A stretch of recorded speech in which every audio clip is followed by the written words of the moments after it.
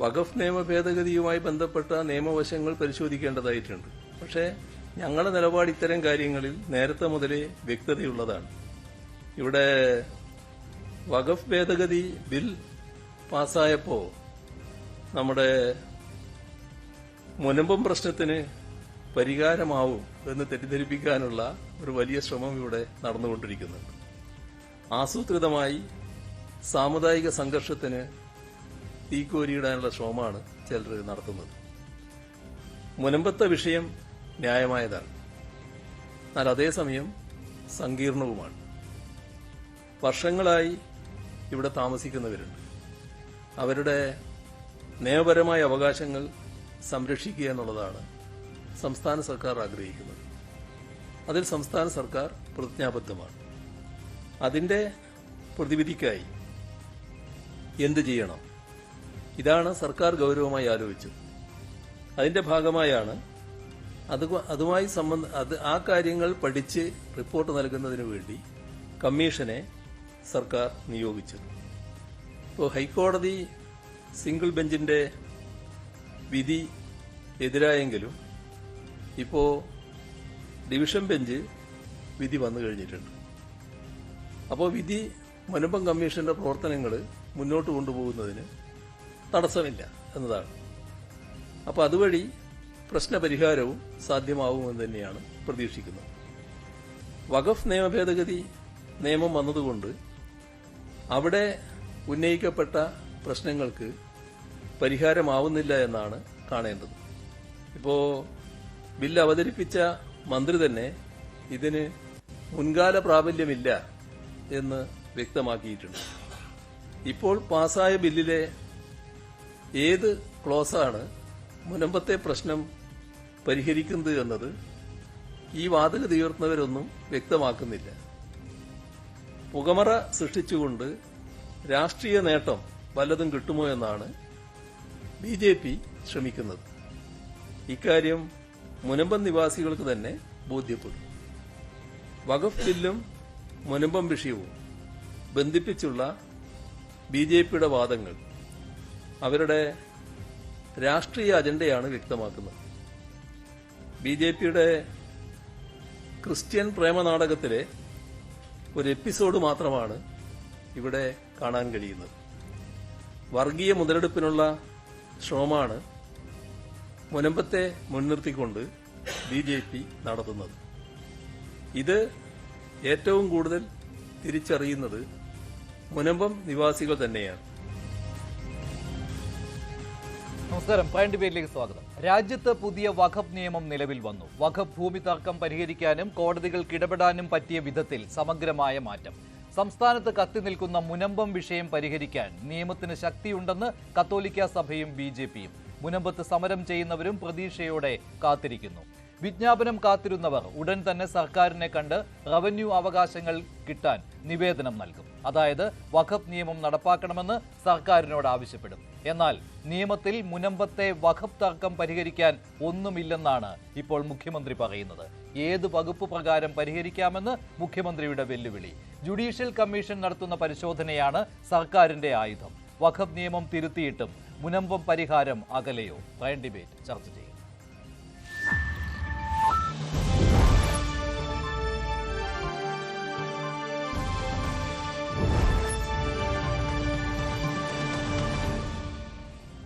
ഡിബേറ്റിൽ വഖഫ് സംരക്ഷണ സമിതി convener Shri TA Mujeeb Rahman, retired under secretary Shri Stalin Devan, വഖഫ് ബോർഡ് മുൻ divisional officer PK Jaleel, BJP നേതാവ് ശ്രീ പ്രിന്റു മഹാദേവ് എന്നിവരാണ് പങ്കെടുക്കുന്നത്. ആദ്യം ശ്രീ സ്റ്റാലിൻ ദേവൻ, ഇപ്പോൾ മുഖ്യമന്ത്രി പറഞ്ഞതോടുകൂടി കാര്യങ്ങൾക്ക് കൂടുതൽ വ്യക്തത വന്നിരിക്കുകയാണ്. സർക്കാർ തന്നെ ഇക്കാര്യം പറയുകയാണ്. പുതിയ വഖഫ് നിയമത്തിൽ, അതായത് പഴയ വഖഫ് നിയമം ഭേദഗതി ചെയ്തുകൊണ്ട് ഇപ്പോൾ വിജ്ഞാപനത്തിലൂടെ നിലവിൽ വന്നിരിക്കുന്ന പുതിയ വഖഫ് നിയമത്തിൽ മുനമ്പം തർക്കം പരിഹരിക്കാൻ ഒന്നുമില്ല. അതല്ലെങ്കിൽ ഏത് നിയമം, ഏത് വ്യവസ്ഥ എന്ന് ചൂണ്ടിക്കാട്ടണമെന്നാണ് മുഖ്യമന്ത്രി ആവശ്യപ്പെടുന്നത്. എനിക്ക് ആദ്യമായിട്ട് പറയട്ടെ, ബഹുമാനപ്പെട്ട മുഖ്യമന്ത്രി പറഞ്ഞതിനോട് ഒട്ടും യോജിക്കാൻ സാധിക്കുന്നില്ല.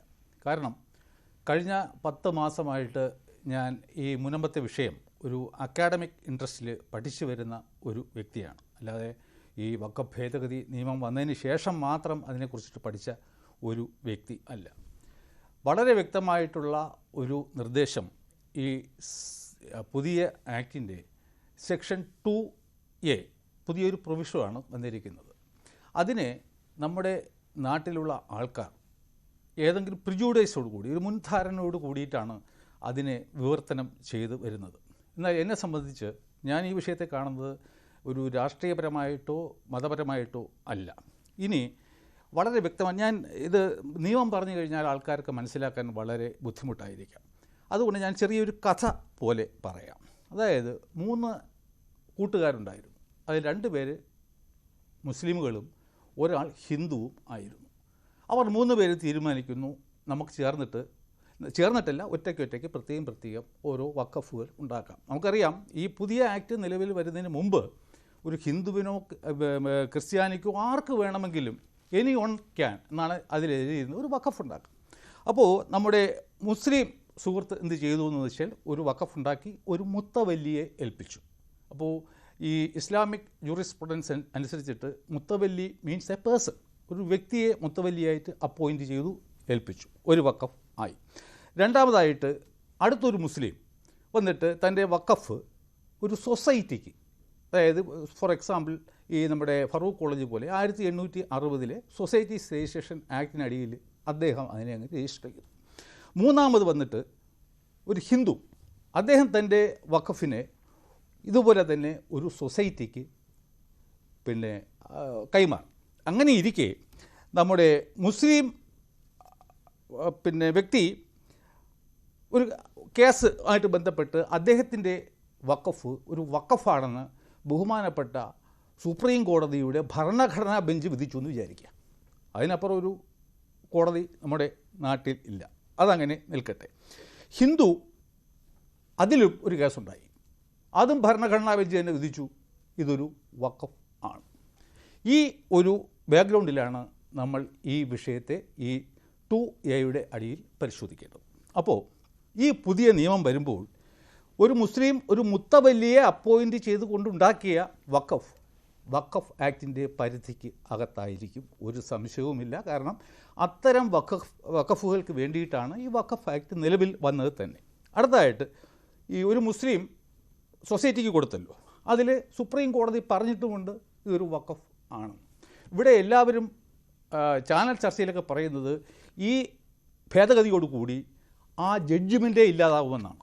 ഒരിക്കലും അല്ല. ഒരിക്കലും ലെജിസ്ലേച്ചറിന് വന്നിട്ട് ജുഡീഷ്യറിയുടെ മേൽ കടന്നു കയറാൻ കഴിയില്ല. സെപ്പറേഷൻ ഓഫ് പവർ ഉണ്ട്. It is against the rule of law. അങ്ങനെ വരുമ്പോൾ ഈ ഒരു വിധി ഉണ്ടെങ്കിൽ പോലും, വിധി ഉണ്ടായിരിക്കണമെന്നല്ല, വിധി ഉണ്ടെങ്കിൽ പോലും അദ്ദേഹം സൊസൈറ്റിക്ക് കൊടുത്ത ആ വഖഫ് ഈ വഖഫ് ആക്ടിൻ്റെ പരിധിക്ക് പുറത്തായിരിക്കും. ആ പഴയ ജഡ്ജ്മെൻറ്റ് അതുപോലെ തന്നെ നിൽക്കും. അതൊരു വഖഫിൻ്റെ സ്വഭാവം തന്നെയായിരിക്കും. പക്ഷേ it will be outside the purview of the Waqf act.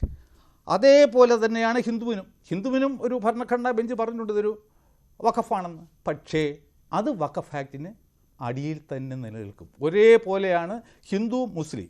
അതായത് ഈ കേസ് വരുമ്പോൾ ഒരു മുസ്ലിം തന്നെ ആയിരിക്കണം ആ വഖഫ് ഉണ്ടാക്കിയത്.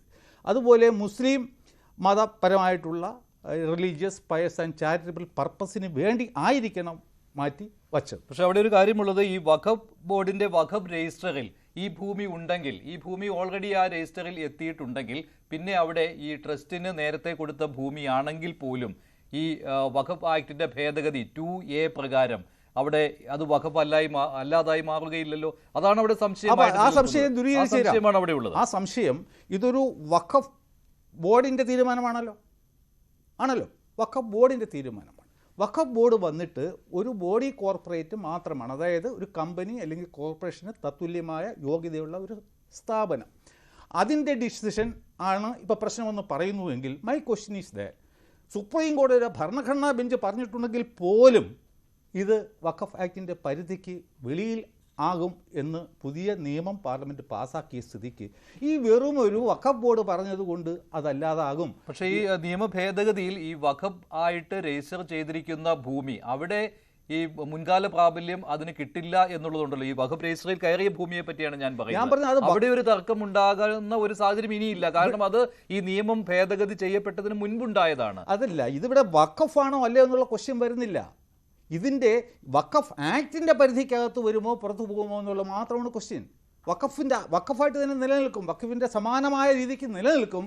ബട്ട് വഖഫ് ആക്ടിന് അതിൽ കൺട്രോൾ ചെയ്യാൻ പറ്റത്തില്ല എന്നാണ്. അതായത് ഒരു ട്രസ്റ്റ് ആണെങ്കിലോ മറ്റേതെങ്കിലും സ്റ്റാറ്റ്യൂട്ട് പ്രകാരം നിലവിൽ വന്ന ഒരു ബോഡിയാൽ നിയന്ത്രിക്കപ്പെടുന്ന ഒരു പൊതുധർമ്മ സ്ഥാപനം ആണെങ്കിലോ അതിന് വഖഫിന് ആക്ടിന് നിയന്ത്രണം ഇല്ല. ഇപ്പോൾ മുനമ്പത്തെ ഈ സമരം ചെയ്യുന്ന ആളുകളും BJPയും ഒക്കെ പറയുന്ന കാര്യം എന്ന് പറയുന്നത് റവന്യൂ അവകാശങ്ങൾ പുനഃസ്ഥാപിച്ച് തരണം എന്നാണ്. അതായത് അത് സംസ്ഥാന സർക്കാരിന്റെ കോർട്ടിലേക്ക് ഇട്ടുകൊടുത്തിരിക്കുകയാണ്. ഏതൊക്കെ എന്തായാലും വഖഫ് നിയമം പുതിയതായിട്ട് നിലവിൽ വന്നു കഴിഞ്ഞു, വിജ്ഞാപനം വന്നതോടുകൂടി. ഇനി സംസ്ഥാന സർക്കാരിനാണ് കാര്യങ്ങൾ ചെയ്യേണ്ടത് എന്നാണ്. അതായത് റവന്യൂ അവകാശങ്ങൾ പുനഃസ്ഥാപിക്കുക എന്ന് പറയുമ്പോൾ മുനമ്പത്തെ ജനതയ്ക്ക് ഭൂമി തിരിച്ചു കിട്ടുന്നു എന്നതാണ്. പക്ഷെ അത്ര ലളിതമാണോ കാര്യം? അത്ര ലളിതമാണ്. കാരണം ഇപ്പോൾ രണ്ട് സിനാറിയോ ഉണ്ട്. ഇപ്പോൾ ബഹുമാനപ്പെട്ട മുഖ്യമന്ത്രി ലീഗൽ അഡ്വൈസ് എടുത്തിട്ട് ഇത് അവകാശം പുനഃസ്ഥാപിച്ച് കൊടുക്കുന്നു എന്ന് വിചാരിക്കുക. അപ്പോൾ നമ്മുടെ വഖഫ് സംരക്ഷണ സമിതിയൊക്കെ സ്വാഭാവികമായിട്ടും ഹൈക്കോടതിയിൽ റിട്ട് കൊടുക്കും. അങ്ങനെ റിട്ട് കൊടുക്കുന്ന അവസ്ഥയിൽ എന്ത് സംഭവിക്കും? ഹൈക്കോടതി വന്നിട്ട് ഈ 2A പ്രൊവിഷോ അതിനെ വിശകലനം ചെയ്തിട്ട് ഒരു വിധി പറയും. അതോടെ സംഭവം ക്ലിയർ ആവും. അല്ല, സർക്കാർ ഇത് അനുവദിച്ച് കൊടുക്കുന്നില്ല എന്ന് വിചാരിക്കുക. തീർച്ചയായിട്ടും 16-ാം തീയതി ഈ സുപ്രീം കോടതി ഈ കേസ് പരിഗണിച്ച് ഒരു സ്റ്റേ കിട്ടാത്ത സ്ഥിതിക്ക് 17-ാം തീയതി തന്നെ ഒരു നിവേദനം മുഖ്യമന്ത്രി കൊടുക്കും. ഞാൻ അത് ഡ്രാഫ്റ്റ് ചെയ്തുകൊണ്ടിരിക്കുകയാണ്. എന്നോടാണ് അത് ആവശ്യപ്പെട്ടത്. എന്താണ് അത്? നിവേദനം മുഖ്യമന്ത്രിക്ക് നൽകാൻ പോവുകയാണ്. ഈ 16-ാം തീയതി ഇപ്പോൾ വന്നിട്ട് നിവേദനം നൽകി കഴിഞ്ഞാൽ 16-ാം തീയതി സുപ്രീം കോടതി ഇത് പരിഗണിക്കുന്നുണ്ട്. അന്നൊരു സ്റ്റേ കൊടുത്തു കഴിഞ്ഞാൽ ഇത് ഓപ്പറേഷൻ അല്ലല്ലോ, അപ്പം നിയമം സ്റ്റേ ചെയ്യപ്പെടും. അപ്പോൾ പിന്നെ ഒരു നിവേദനം കൊടുത്തിട്ട് കാര്യമില്ല. അതുകൊണ്ട് 16-ാം തീയതി സുപ്രീം കോടതിയിൽ എന്ത് നടക്കുന്നു എന്ന് നോക്കിയതിന് ശേഷം സ്റ്റേ ഇല്ലാത്ത പക്ഷം 17-ാം തീയതി തന്നെ മുഖ്യമന്ത്രിക്ക് മുനമ്പങ്കാർ ഒരു ഭീമ ഹർജി നിവേദനം കൊടുക്കും. അപ്പോൾ സർക്കാർ ചിലപ്പോൾ അത് നിഷേധിക്കും. മുനമ്പങ്കാർ ഹൈക്കോടതിയിൽ പോകും, അല്ലെങ്കിൽ വേണമെങ്കിൽ സുപ്രീം കോടതി ആർട്ടിക്കിൾ 32 പ്രകാരം സുപ്രീം കോടതിയിൽ പോകും. Let the court decide. ഇതിലെന്താണ് എഴുതിയിരിക്കുന്നത്? ശ്രീ മുജീബ് റഹ്മാൻ, ഇപ്പോൾ മുഖ്യമന്ത്രി അല്പം മുമ്പ് ചോദിച്ചിരുന്നു, പുതുക്കിയ വഖഫ് നിയമത്തിലെ ഏത് വ്യവസ്ഥ പ്രകാരമാണ് മുനമ്പത്തെ പ്രശ്നം പരിഹരിക്കാൻ കഴിയുക എന്നത്. ഇല്ല എന്നുള്ള നിലപാടിലാണ് സംസ്ഥാന സർക്കാർ നിൽക്കുന്നത്. പക്ഷേ അതുണ്ട് എന്ന് ശ്രീ സ്റ്റാലിൻ ദേവൻ ഇവിടെ സമർത്ഥിക്കുകയാണ്. അദ്ദേഹം ആ 2A വ്യാഖ്യാനിച്ചുകൊണ്ട് തന്നെയാണ് ഇക്കാര്യങ്ങൾ പറഞ്ഞത്. പക്ഷേ ഇവിടെ സർക്കാർ ഇക്കാര്യത്തിൽ അപ്പോൾ മടിച്ചു നിൽക്കുകയാണ്. കാരണം മുൻ നിലപാടിൽ നിന്ന് മാറ്റം വരരുതല്ലോ. കാരണം അതൊരു രാഷ്ട്രീയ വിഷയമാണ്. കേന്ദ്ര സർക്കാർ പാസാക്കിയ വഖഫ് ഭേദഗതി നിയമം അത് സമ്മതിച്ചു കൊടുക്കുവാൻ സംസ്ഥാന സർക്കാർ തയ്യാറല്ല. താങ്കളുടെ നിലപാട് എങ്ങനെയാണ്? വഖഫ് സംരക്ഷണ സമിതിയുടെ നിലപാട് എങ്ങനെയാണ്? ഇക്കാര്യത്തിൽ ഈ 2A കൊണ്ട് ഒരു പ്രയോജനവും കിട്ടില്ല മുനമ്പത്തിന് എന്നാണോ? അങ്ങനെയെങ്കിൽ ഏത് രീതിയിൽ ഈ മുനമ്പത്തെ ഇപ്പോൾ അഡ്രസ്സ് ചെയ്യണം? കേൾക്കുന്നില്ല, മ്യൂട്ടാണ്, ഒന്ന് അൺമ്യൂട്ട് ചെയ്യണേ. ഹലോ, കേൾക്കുന്നുണ്ട്, പറഞ്ഞോളൂ. അല്ലത് ജലീലാണ്. കേൾക്കുന്നുണ്ട്, ഹലോ, കേൾക്കുന്നുണ്ട്, പറഞ്ഞോളൂ. ചോദിച്ചത് മുജീബിനോടല്ലേ?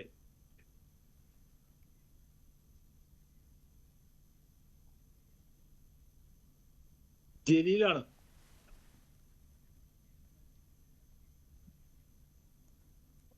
മുജീബ് ഒന്ന് അൺമ്യൂട്ട് ചെയ്യുവോ? ഹലോ, കേൾക്കാവോ? ഞാൻ ചോദിച്ചു കേട്ടോ മുജീബ്? കേൾക്കാം. ഞാൻ ചോദിച്ചു കേട്ടായിരുന്നോ? കേൾക്കാം. ഞാൻ ചോദിച്ചത് ഇപ്പോൾ മുഖ്യമന്ത്രി ചോദിക്കുകയാണ്, ഏത് വകുപ്പ് പ്രകാരമാണ്, പുതുക്കിയ വഖഫ് നിയമത്തിലെ ഏത് വ്യവസ്ഥ പ്രകാരമാണ് മുനമ്പത്തെ പ്രശ്നം പരിഹരിക്കാൻ കഴിയുക എന്ന്. ഇവിടെ ശ്രീ സ്റ്റാലിൻ ദേവൻ പറഞ്ഞത് താങ്കൾ കേട്ട് കാണുമെന്ന് വിശ്വസിക്കുന്നു. അത് ശരിയുമാണല്ലോ. കാരണം അങ്ങനെ ഒരു വ്യവസ്ഥ അതിൽ ഉൾപ്പെടുത്തിയിട്ടുണ്ട്.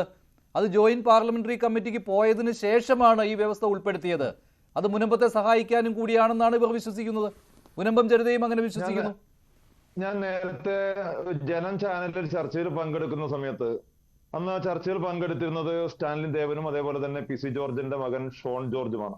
ഷോൺ ജോർജ് BJPയുടെ നേട്ടങ്ങളിൽ ഒന്നായി ഏറ്റവും പ്രധാനമായും വഖഫ് നിയമ ഭേദഗതി യാഥാർത്ഥ്യമായാൽ അതോടുകൂടി മുനമ്പത്തുകാരുടെ പ്രശ്നം പരിഹരിക്കപ്പെടുമെന്ന വാദം ഉന്നയിച്ചപ്പോ അന്നത്തെ ആ ചർച്ചയിൽ പങ്കെടുത്തുകൊണ്ട് സ്റ്റാൻലിൻ ദേവൻ പറഞ്ഞത്, ഒരിക്കലും ഈ വഖഫ് നിയമ ഭേദഗതി യാഥാർത്ഥ്യമാകുന്നതോടെ മുനമ്പത്തുകാരുടെ പ്രശ്നം പരിഹരിക്കില്ല എന്നുള്ളതാണ്. ഞാൻ ആ ചർച്ചയുമായി ബന്ധപ്പെട്ടുകൊണ്ട് ഷോൺ ജോർജ് ചോദിച്ച ചോദ്യത്തിന് മറുപടിയായി ഞാൻ പറയാതിരിക്കുകയും അതിനുള്ള മറുപടിയാണ് ഈ സ്റ്റാൻലിൻ ദേവൻ ഇപ്പോ പറഞ്ഞിട്ടുള്ളത് എന്ന് അന്ന് സംസാരിച്ച സ്റ്റാൻലിൻ ദേവൻ ഇപ്പോ വഖഫ് തീർച്ചയായിട്ടും ഞാൻ പറഞ്ഞു അത് JPC ലേക്ക് അവിടെ ഒരു ക്ലാരിറ്റി കുറവുണ്ട്. ശ്രീ മുജീബ് റഹ്മാൻ അത് ഞാൻ പറഞ്ഞല്ലോ, JPC-ക്ക് വിടുന്നതിന് മുമ്പായിരുന്നു. JPC-ക്ക് പോകുമ്പോൾ ആദ്യം ബില്ല് ലോക്സഭയിൽ അവതരിപ്പിച്ച സമയത്ത് ഇത് ഉണ്ടായിരുന്നില്ല, പാർലമെന്റിൽ അവതരിപ്പിച്ച സമയത്ത് ഉണ്ടായിരുന്നില്ല. അതിനുശേഷം JPC-ക്ക് പോയതിനു ശേഷമാണ് ഈ വ്യവസ്ഥ കൂട്ടിച്ചേർത്തത്.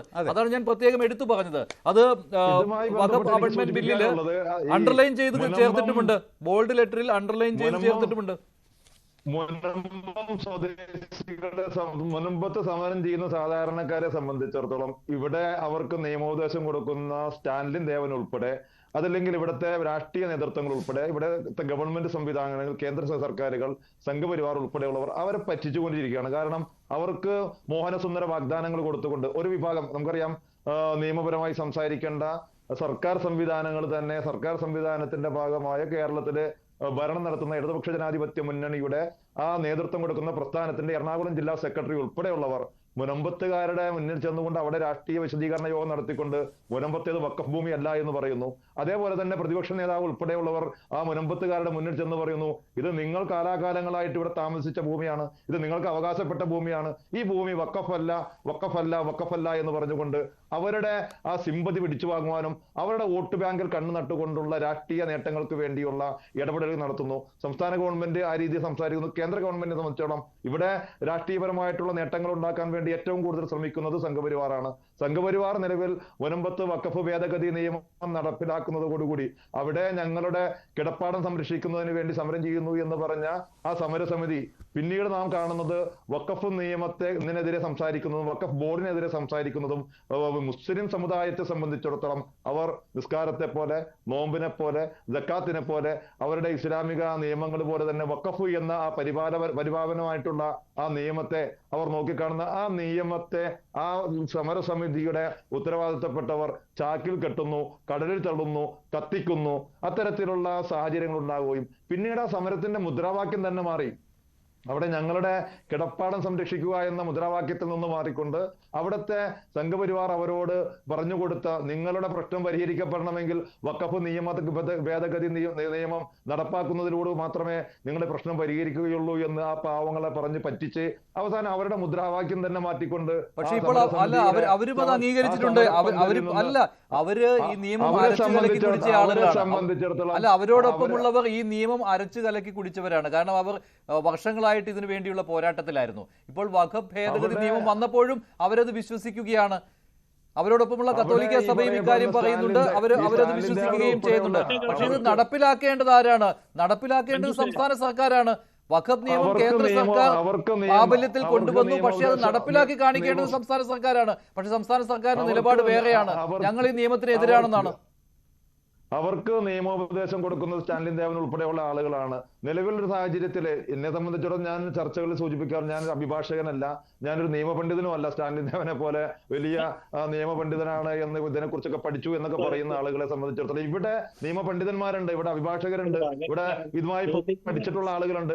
അവരെ സംബന്ധിച്ചിടത്തോളം സ്റ്റാൻലിൻ ദേവന് മാത്രം ആ വിഷയത്തിൽ അങ്ങനെ അഭിപ്രായം ഉണ്ടെങ്കിൽ ഇവിടുത്തെ ബാക്കി ഇതുമായി ബന്ധപ്പെട്ടുകൊണ്ട് നിയമം പഠിച്ചിട്ടുള്ള ആളുകളെ സംബന്ധിച്ചിടത്തോളം അവർ പറയുന്നു, ഈ മുനമ്പം സ്വദേശികളെ സംബന്ധിച്ചിടത്തോളം വഖഫ് നിയമ ഭേദഗതി യാഥാർത്ഥ്യമാകുന്നതോടുകൂടി ഈ രാജ്യത്തങ്ങോളം ഇങ്ങോളം മുസ്ലിം സമുദായത്തിന്റെ മുൻഗാമികൾ അവർ പള്ളിക്ക് വേണ്ടിയും മദ്രസക്ക് വേണ്ടിയും അതേപോലെ തന്നെ വിദ്യാഭ്യാസ സ്ഥാപനങ്ങൾക്ക് വേണ്ടിയും അവരുടെ വിയർപ്പിന്റെ അധ്വാനത്തിന്റെ അംശത്തിൽ നിന്ന് അവർ പരലോകമോക്ഷം കാക്ഷിച്ചുകൊണ്ട് ജഗന്നിയന്താവായ നാഥന്റെ തൃപ്തി സമ്പാദിക്കുന്നതിന് വേണ്ടി അവരുടെ മക്കൾ തിന്നണ്ട, അവരുടെ പരമ്പര കഴിക്കണ്ട, അവരുടെ മക്കൾക്ക് അവരെ എഴുതി വെച്ചു കൊടുക്കേണ്ട ഭൂമി അവർ ഈ സമൂഹത്തിന് വേണ്ടി, സമുദായത്തിന് വേണ്ടി, വിദ്യാഭ്യാസത്തിന് വേണ്ടി, പള്ളിക്ക് വേണ്ടി, മദ്രസക്ക് വേണ്ടി കൊടുക്കപ്പെട്ടിട്ടുള്ള ആ ഭൂമികൾ ഏക്കർ കണക്കിന്, ലക്ഷക്കണക്കിന് ഏക്കർ, എത്രയോ കോടിക്കണക്കിന്, ലക്ഷക്കണക്കിന് കോടി രൂപയുടെ ഭൂമി മൊത്തം നഷ്ടപ്പെടുന്ന രീതിയിൽ ഇന്ത്യ രാജ്യത്തെ മുസ്ലിം സമുദായത്തെ സംബന്ധിച്ചിടത്തോളം NRC പോലെ, CAA പോലെ അവരുടെ അസ്തിത്വം നഷ്ടപ്പെടുത്തപ്പെടുന്ന ആ നിയമം നടപ്പാക്കണമെന്ന മുദ്രാവാക്യമാണ് മുനമ്പത്തെ സമരസമിതിയുടെ ആ പന്തലിൽ നിന്ന് ഉയർന്നു വന്നിട്ടുള്ളത്. ഒരിക്കലും ഞങ്ങളെ സംബന്ധിച്ചിടത്തോളം ഈ നിയമം നമുക്കറിയാലോ, നമുക്ക് മുനമ്പത്ത് ഇവിടെ ഒരു നിയമം നടപ്പാക്കപ്പെടുമ്പോൾ മുനമ്പത്ത് സുപ്രീം കോടതിയുടെ വിധിയുടെ അടിസ്ഥാനത്തിൽ അവിടെ 2-3 ഫ്ളാറ്റുകൾ, എത്രയോ 14 15 നിലകളുള്ള ഫ്ളാറ്റുകൾ അവിടെ സ്ഫോടക വസ്തുക്കൾ വെച്ച് തകർക്കപ്പെട്ടു. ആ തകർക്കപ്പെടുന്ന സമയത്ത് ഞാൻ അതിന്റെ ദൃശ്യം നേരിട്ട് കണ്ട ആളാണ്. അവിടുത്തെ അവർ നടത്തിയിട്ടുള്ള സമരവുമായി ബന്ധപ്പെട്ടൊക്കെ സഹകരിച്ചിട്ടുള്ള ആളാണ്. അവിടുത്തെ ഒരു സാഹചര്യത്തിൽ നമ്മൾ അവിടെ ചെല്ലുമ്പോൾ അവിടെ നിലവിൽ ആ പാവപ്പെട്ട അവിടുത്തെ സമ്പന്നരെന്ന് പറയാൻ പറ്റുന്ന, അതല്ലെങ്കിൽ മധ്യവർഗം എന്ന് പറയാൻ കഴിയുന്ന ആ സമൂഹം അവിടെ നിന്ന് അവിടെ ഫ്ളാറ്റ് നിർമ്മിച്ച ഫ്ളാറ്റ് മുതലാളിയുടെ കയ്യിൽ നിന്ന് അവർ സാമ്പത്തിക പൈസ കൊടുത്ത് ആ ഭൂമി വാങ്ങിക്കുമ്പോൾ അതിന് രേഖയുള്ള ഭൂമിയായിരുന്നു. അതിന് കൃത്യമായ ആ സ്ഥലത്തിന് രേഖയുണ്ടായിരുന്നു. അവർക്ക് കൃത്യമായിട്ടുള്ള ആധാരം ഉണ്ടായിരുന്നു. അവർക്ക് നിയമപരമായിട്ട് മരട് മുനിസിപ്പാലിറ്റിയിൽ നിന്നുള്ള നമ്പർ ഉണ്ടായിരുന്നു. അത് കൊടുക്കപ്പെട്ടത് നിലവിലുള്ള അവസരം സംസ്ഥാന ഗവൺമെന്റ് ആയിരുന്നു. പക്ഷേ സുപ്രീം കോടതിയുടെ ഭാഗത്ത് നിന്ന് അവിടെ പണിത ആ കെട്ടിടം, അവിടെ പണിത ആ ഫ്ളാറ്റുകൾ, അവിടെ അതിലൂടെ അതിന്റെ തൊട്ടടുത്ത് കൂടി ഒഴുകുന്ന ആ പുഴയിൽ നിന്ന് ഇത്ര മീറ്റർ അകലെ വെക്കണമെന്നുള്ള നിയമം ലംഘിച്ചു എന്നുള്ളത് കൊണ്ട് തന്നെ അത് പൊളിച്ചു മാറ്റണമെന്ന് പറയപ്പെടുന്ന സമയത്ത്, ആ പൊളിച്ചു മാറ്റുന്ന സമയത്ത് നേരത്തെ ഉണ്ടായിരുന്ന നിയമമായിരുന്നില്ല. അന്ന് ആ പറയപ്പെടുന്ന പുഴയിൽ നിന്നുള്ള ദൂരത്തിന്റെ അകലത്തിൽ കെട്ടിടം നിർമ്മിക്കാനുള്ള ആ നിയമത്തിൽ ഭേദഗതി വെച്ചിരുന്നു. പക്ഷെ അന്ന് ആ പൊളിക്കുന്ന സമയത്ത് അനുകൂലമായിട്ടുള്ള സാഹചര്യമായിരുന്നെങ്കിൽ പോലും സുപ്രീം കോടതി പറഞ്ഞത് ഇത് പണിത സമയത്ത് ഈ നിയമപരമായിട്ടുള്ള അവസ്ഥയല്ല എന്നുള്ളതുകൊണ്ട് ഇത് പൊളിച്ചതിന് ശേഷം, ഈ ഫ്ളാറ്റ് പൊളിച്ചതിന് ശേഷം നിങ്ങൾക്ക് വേണമെങ്കിൽ ഇതേ അളവിൽ തന്നെ അവിടെ നിങ്ങൾക്ക് ആ ഫ്ളാറ്റ് പണിയാമെന്ന് സുപ്രീം കോടതി പറഞ്ഞു. അപ്പോൾ അതൊരു ചെറിയൊരു ഉദാഹരണം മാത്രമാണ് ഞാൻ പറയുന്നത്. അപ്പോ കാലാകാലങ്ങളായി മുസ്ലിം സമുദായത്തിന്റെ മുൻഗാമികള് സംഭാവന ചെയ്ത, അവർ സമൂഹത്തിന് വേണ്ടി അവർ സ്വത്തിൽ നിന്ന് നീക്കിവെച്ച ആ സ്വത്ത് അത് അടിച്ചു മാറ്റുന്നതിന് വേണ്ടി കേന്ദ്ര ഗവൺമെന്റ് ഒരു പദ്ധതി തയ്യാറാക്കുമ്പോൾ അതുമായി ബന്ധപ്പെട്ടുകൊണ്ട് ഒരു പുതിയ നിയമം കൊണ്ടുവന്നുകൊണ്ട് 1950 1948 ജിംബുബായി എന്ന് പറയുന്ന ഒരു സ്ത്രീയിൽ നിന്ന് സിദ്ദിഖ് സെട്ടി എന്ന് പറയുന്ന മനുഷ്യൻ 404.76 ഏക്കർ പൈസ കൊടുത്തു വാങ്ങിയ ഭൂമി. അതുമായി ബന്ധപ്പെട്ടുകൊണ്ട് ഈ നിയമവിദഗ്ധർ എന്ന് പറയുന്ന ഈ ആളുകളൊക്കെ ചാനൽ ചർച്ചയിൽ വന്നുകൊണ്ട് പറയുന്നു അത് പാട്ടത്തിന് കൊടുത്തതാണ്, അത് രാജാവ് കൊടുത്തതാണ്. കൃത്യമായി 1948 അദ്ദേഹം വില കൊടുത്ത് വാങ്ങിയതിന്റെ ആധാരം ഞങ്ങളുടെ കയ്യിലുണ്ട്. അതിന്റെ ആധാരത്തിന്റെ കോപ്പി ഞങ്ങൾ പത്രസമ്മേളനത്തിൽ കാണിച്ചിരുന്നു. അതാണ് യാഥാർത്ഥ്യമെന്നിരിക്കെ ഈ പറയപ്പെടുന്ന നിയമവിദഗ്ധന്മാർ, ഈ പറയപ്പെടുന്ന മുനമ്പന്തി ജനങ്ങളെ പറ്റിച്ചുകൊണ്ടിരിക്കുന്നവർ, അവർ പറയുന്നു അത് നിലവിൽ ഹൗസിൽ അത് സിദ്ദിഖ് സേട്ട് വില കൊടുത്ത് മേടിച്ച ഭൂമിയല്ല, അത് 1902 രാജാവ് പാട്ടത്തിന് കൊടുത്ത ഭൂമിയാണ് എന്നൊക്കെയുള്ള പച്ചക്കള്ളങ്ങൾ പറഞ്ഞുകൊണ്ട് ഇവിടുത്തെ ദൃശ്യമാധ്യമങ്ങളിലൊക്കെ ഞങ്ങളുടെ ഈ അഭിപ്രായങ്ങളോ ഇതുമായി ബന്ധപ്പെട്ടുകൊണ്ടുള്ള രേഖകൾ സമർപ്പിക്കാനുള്ള സാഹചര്യങ്ങളൊന്നും ഉണ്ടാക്കുന്നത് ഇവിടുത്തെ ഏഷ്യനെറ്റ് ആയാലും അതേപോലെ തന്നെ റിപ്പോർട്ടർ ചാനലായാലും ബാക്കിയുള്ള ചാനലുകളും എനിക്ക് തോന്നുന്നു ന്യൂസ് 18 മാത്രമാണ് 1-2 ചർച്ചകളിൽ വഖഫ് സംരക്ഷണ സമിതിയുടെ പ്രതിനിധികളെ പങ്കെടുപ്പിച്ചുകൊണ്ട് പൊതുസമൂഹത്തിന് ഇതിന്റെ യാഥാർത്ഥ്യം ബോധ്യപ്പെടുന്ന രീതിയിൽ വിനീതനായ ഞാൻ ഉൾപ്പെടെയുള്ള ആളുകൾ ഇതിൽ പങ്കെടുപ്പിച്ചു. ഇപ്പോൾ ചർച്ചയാകുന്നത് വഖഫ് ഭേദഗതി നിയമം നിലവിൽ വന്നതോടുകൂടി 2025 പുതിയ വഖഫ് നിയമം വന്നതോടുകൂടി 95 2013 വഖഫ് നിയമത്തിന് ഇനി അതിന് പ്രസക്തി ഇല്ലല്ലോ. അതില് 2A എന്നുള്ള വ്യവസ്ഥ കൃത്യമായും ഈ ട്രസ്റ്റുകളുടെ കാര്യത്തിലും സൊസൈറ്റികളുടെ കാര്യത്തിലും ബാധകമാണെങ്കിൽ അത് മുനമ്പത്തിനും ബാധകമാണ് എന്നുള്ള വാദമാണ് ഉയരുന്നത്. അത് പരിശോധിക്കാൻ പോലും സംസ്ഥാന സർക്കാർ തയ്യാറായിട്ടില്ല. മുഖ്യമന്ത്രി ഒറ്റ വാചകത്തിൽ തള്ളിക്കളയുകയാണ്. അതായത് നേരത്തെയുള്ള ഒരു നിലപാടുണ്ടല്ലോ, വഖഫ് നിയമം ഞങ്ങൾ അംഗീകരിക്കുകയില്ല, ഭേദഗതി ഞങ്ങൾ അംഗീകരിക്കുകയില്ല എന്ന്. അതിൽ ഉറച്ചു നിൽക്കുകയാണ് സംസ്ഥാന സർക്കാർ. ശ്രീ പ്രിന്റു മഹാദേവ് മുഖ്യമന്ത്രി എന്ന് പറഞ്ഞത് BJPയുടെ ക്രിസ്ത്യൻ പ്രേമ നാടകത്തിന്റെ ഒരു എപ്പിസോഡാണ് കാണുന്നത് എന്നാണ്. അതായത് അത് പൊളിഞ്ഞടുങ്ങി എന്നാണ് ഇപ്പോൾ മുഖ്യമന്ത്രി പറഞ്ഞത് അല്പം മുമ്പ് വാർത്താ സമ്മേളനത്തിൽ. പ്രിന്റു, കാരണം മുനമ്പം തർക്ക പരിഹാരം നീളുകയാണ്, ഒരു പരിഹാരം ഉണ്ടാകുന്നില്ല. മുനമ്പം ഭേദഗതി നിയമം, വഖഫ് ഭേദഗതി നിയമം നിലവിൽ വന്നിട്ട് മുനമ്പത്തിന് പരിഹാരം ഉണ്ടാകുന്നില്ല. സംസ്ഥാന സർക്കാരാണ് പരിഹാരം ഉണ്ടാക്കേണ്ടത് എന്ന് ശരി തന്നെ. പക്ഷെ മുഖ്യമന്ത്രി ചോദിക്കുകയാണ് അതിലെ ഏത് വ്യവസ്ഥ പ്രകാരം ഞങ്ങൾ പരിഹാരം ഉണ്ടാക്കണമെന്ന്. അല്ല, ഇതിനകത്ത് സത്യത്തിൽ മുഖ്യമന്ത്രി കപട രാഷ്ട്രീയ നാടകം കളിക്കുകയാണ്. ഇതിനകത്ത് നമുക്കറിയാമല്ലോ, ഈ 2A എന്ന് പറയുന്നത് നേരത്തെ സാറൊക്കെ സൂചിപ്പിച്ചതുപോലെ തന്നെ 2A എന്ന് പറയുന്ന JBC ഭേദഗതി അത് മുനമ്പത്തിന് വേണ്ടി മാത്രമുള്ളതാണ് സാർ. അപ്പൊ അതിനകത്ത് തന്നെ ഏത് രീതിയിലാണ് അത് പരിഹരിക്കേണ്ടത് എന്നുള്ള കൃത്യമായിട്ട് നമുക്കറിയാം. സ്വാഭാവികമായിട്ട് വഖഫ് ഭേദഗതി ബില്ല് പാർലമെന്റ് പാസാക്കി. ഇനി നിയമാനുസൃതമായിട്ട് ഈ മുനമ്പത്തെ ജനങ്ങൾക്ക് കിട്ടേണ്ട അവരുടെ അവകാശങ്ങൾ അത് അവർക്ക് കൊടുക്കുക, അവരുടെ റവന്യൂ അവകാശം അവർക്ക് പകർന്നു കൊടുക്കുന്നതിന് പകരം ഇത്തരത്തിലുള്ള മുട്ടിന്യായവുമായിട്ട് പിണറായി വിജയൻ ആരെ സൂചിപ്പിക്കാനാണ് ഇറങ്ങിയിട്ടുള്ളത്? ഇപ്പോൾ തന്നെ നേരത്തെ നോക്കുക, മുജീബ് റഹ്മാന്റെ സംസാരത്തിൽ തന്നെ കൃത്യമായിട്ട് നമുക്ക് ബോധ്യമായല്ലോ ആരാണ് ഈ പാവപ്പെട്ട 601 കുടുംബങ്ങളെ കുടിയിറക്കാൻ വേണ്ടിയിട്ട് വഖഫ് എന്ന് പറയുന്ന 2013 സെക്ഷൻ 40 എന്ന് പറയുന്ന കിരാത നിയമവുമായിട്ട് കേരളത്തിൽ ഈ വഖഫ് സംരക്ഷണ സമിതി എന്ന് പറയുന്നത് ഇറങ്ങിയതിന് പിന്നിലെ ആളുകളെ അദ്ദേഹത്തിന്റെ വാക്കുകളിൽ തന്നെ നമുക്ക് മനസ്സിലായല്ലോ. ഞങ്ങളെ സംബന്ധിച്ചിടത്തോളം വഖഫിന്റെ കേവലം ഒരു മുനമ്പത്തെ വിഷയം മാത്രമായിട്ടാണ് ഞാൻ കാണുന്നത്. മുജീബ് റഹ്മാനെ പോലെയുള്ള ഇസ്ലാമിക മതഭീകരവാദ പ്രസ്ഥാനങ്ങളുമായി ബന്ധപ്പെട്ട് നിൽക്കുന്ന ആളുകൾ ഇന്ത്യ രാജ്യത്താകമാനം ഇത്തരത്തിലുള്ള സെക്ഷൻ 40 എന്ന് പറയുന്ന ഒരു നിയമത്തിന്റെ തണല് പിടിച്ചുകൊണ്ട് ഈ രാജ്യത്താകമാനം പ്രശ്നങ്ങൾ ഉണ്ടാക്കാൻ ഇറങ്ങിത്തിരിച്ചിരിക്കുകയായിരുന്നു.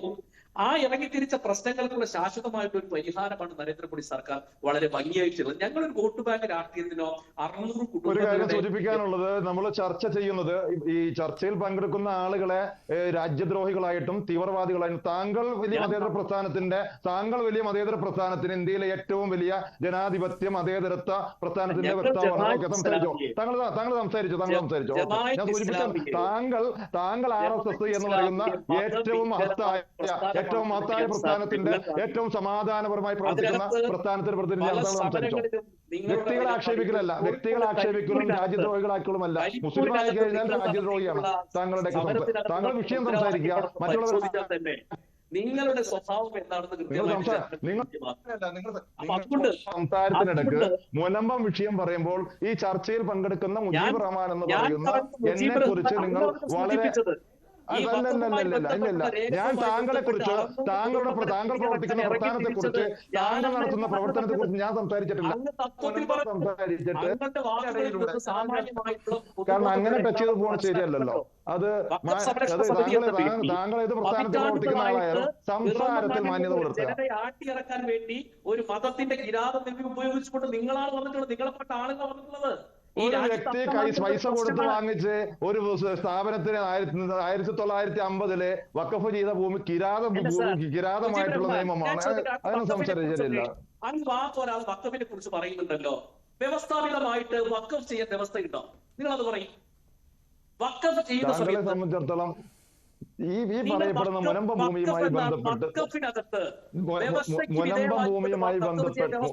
ഭൂമിയുമായി ബന്ധപ്പെട്ട് രേഖകളുടെ അടിസ്ഥാനത്തിൽ സംസാരിക്കാൻ താങ്കൾ തയ്യാറാകുക. താങ്കളെ പോലുള്ളവർ വഖഫ് എന്ന കിരാത നിയമം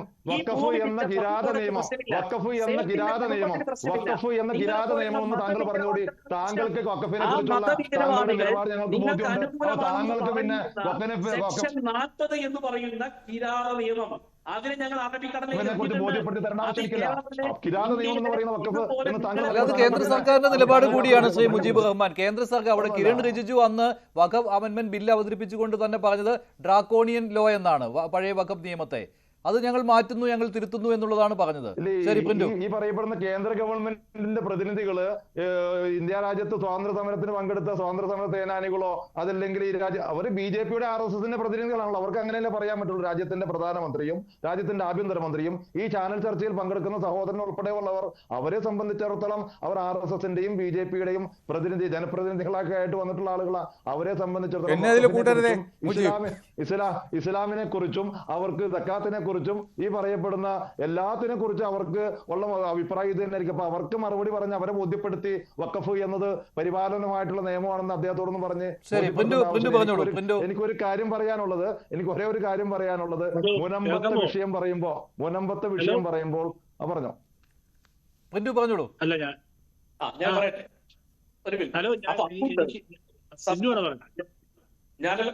മഞ്ജു സാർ, ഞാനല്ലേ പറയേണ്ടത്? അതെ, പറഞ്ഞോളൂ. അതെ, ഞാൻ പറയാം. അതുകൊണ്ട് നിങ്ങൾ മനസ്സിലാക്കേണ്ടത് പിണറായി വിജയൻ രാഷ്ട്രീയ നാടകം അവസാനിപ്പിക്കുക. നോക്കൂ, ഇത് ഞങ്ങൾ പറഞ്ഞില്ലേ JPCയുടെ ഭേദഗതി. ആ ഭേദഗതി മുമ്പുണ്ടായിരുന്നില്ല. നേരത്തെ സൂചിപ്പിച്ചല്ലോ. ഇതിനകത്ത് സെക്ഷൻ 2A എന്ന് പറയുന്നത് ഇതിനു വേണ്ടി മാത്രമുള്ളതാണ്. അതുകൊണ്ട് നോക്കൂ, ഇതിനകത്ത് എല്ലാവിധ അവരുടെ ഭൂമിയുമായി ബന്ധപ്പെട്ടുള്ള റവന്യൂ തർക്കങ്ങൾക്കുള്ള ശാശ്വതമായിട്ടുള്ള പരിഹാരമാണ്. ഇത് ഇംപ്ലിമെന്റ് ചെയ്യുന്നത് സംസ്ഥാന സർക്കാരാണ്. സംസ്ഥാന സർക്കാർ അത് ഇംപ്ലിമെന്റ് ചെയ്ത് അവരുടെ നികുതി അടക്കമുള്ള അവരുടെ അവകാശങ്ങൾ സ്ഥാപിക്കപ്പെട്ട് കഴിഞ്ഞാൽ സ്വാഭാവികമായി ഈ പ്രശ്നം ശാശ്വതമായി പരിഹരിച്ചു. അതിനകത്ത് ഇവിടെ സർക്കാർ എന്താ ചെയ്യുന്നത്? ഒരേ സമയം തന്നെ ഇവിടെ വേട്ടക്കാർക്കൊപ്പം നിൽക്കുകയും ഞങ്ങൾ ഇരകളോട് അനുഭാവം പുലർത്തും എന്നുള്ള ഒരു മനോഭാവമായിട്ടാണ് സർക്കാർ പോകുന്നത്. അത് പിണറായി വിജയൻ മാത്രമല്ല, വി ഡി സതീശൻ അടക്കമുള്ള ആളുകൾ ചെയ്യുന്നതാണ്. അതോടൊപ്പം തന്നെ ഇവിടുത്തെ മതനികരവാദ സംഘടനകൾക്ക് മറ്റൊരു താല്പര്യം കൂടിയുണ്ട്. ഇതൊരു വിലപേശ സംഗതിയായി മാറ്റിക്കൊണ്ട്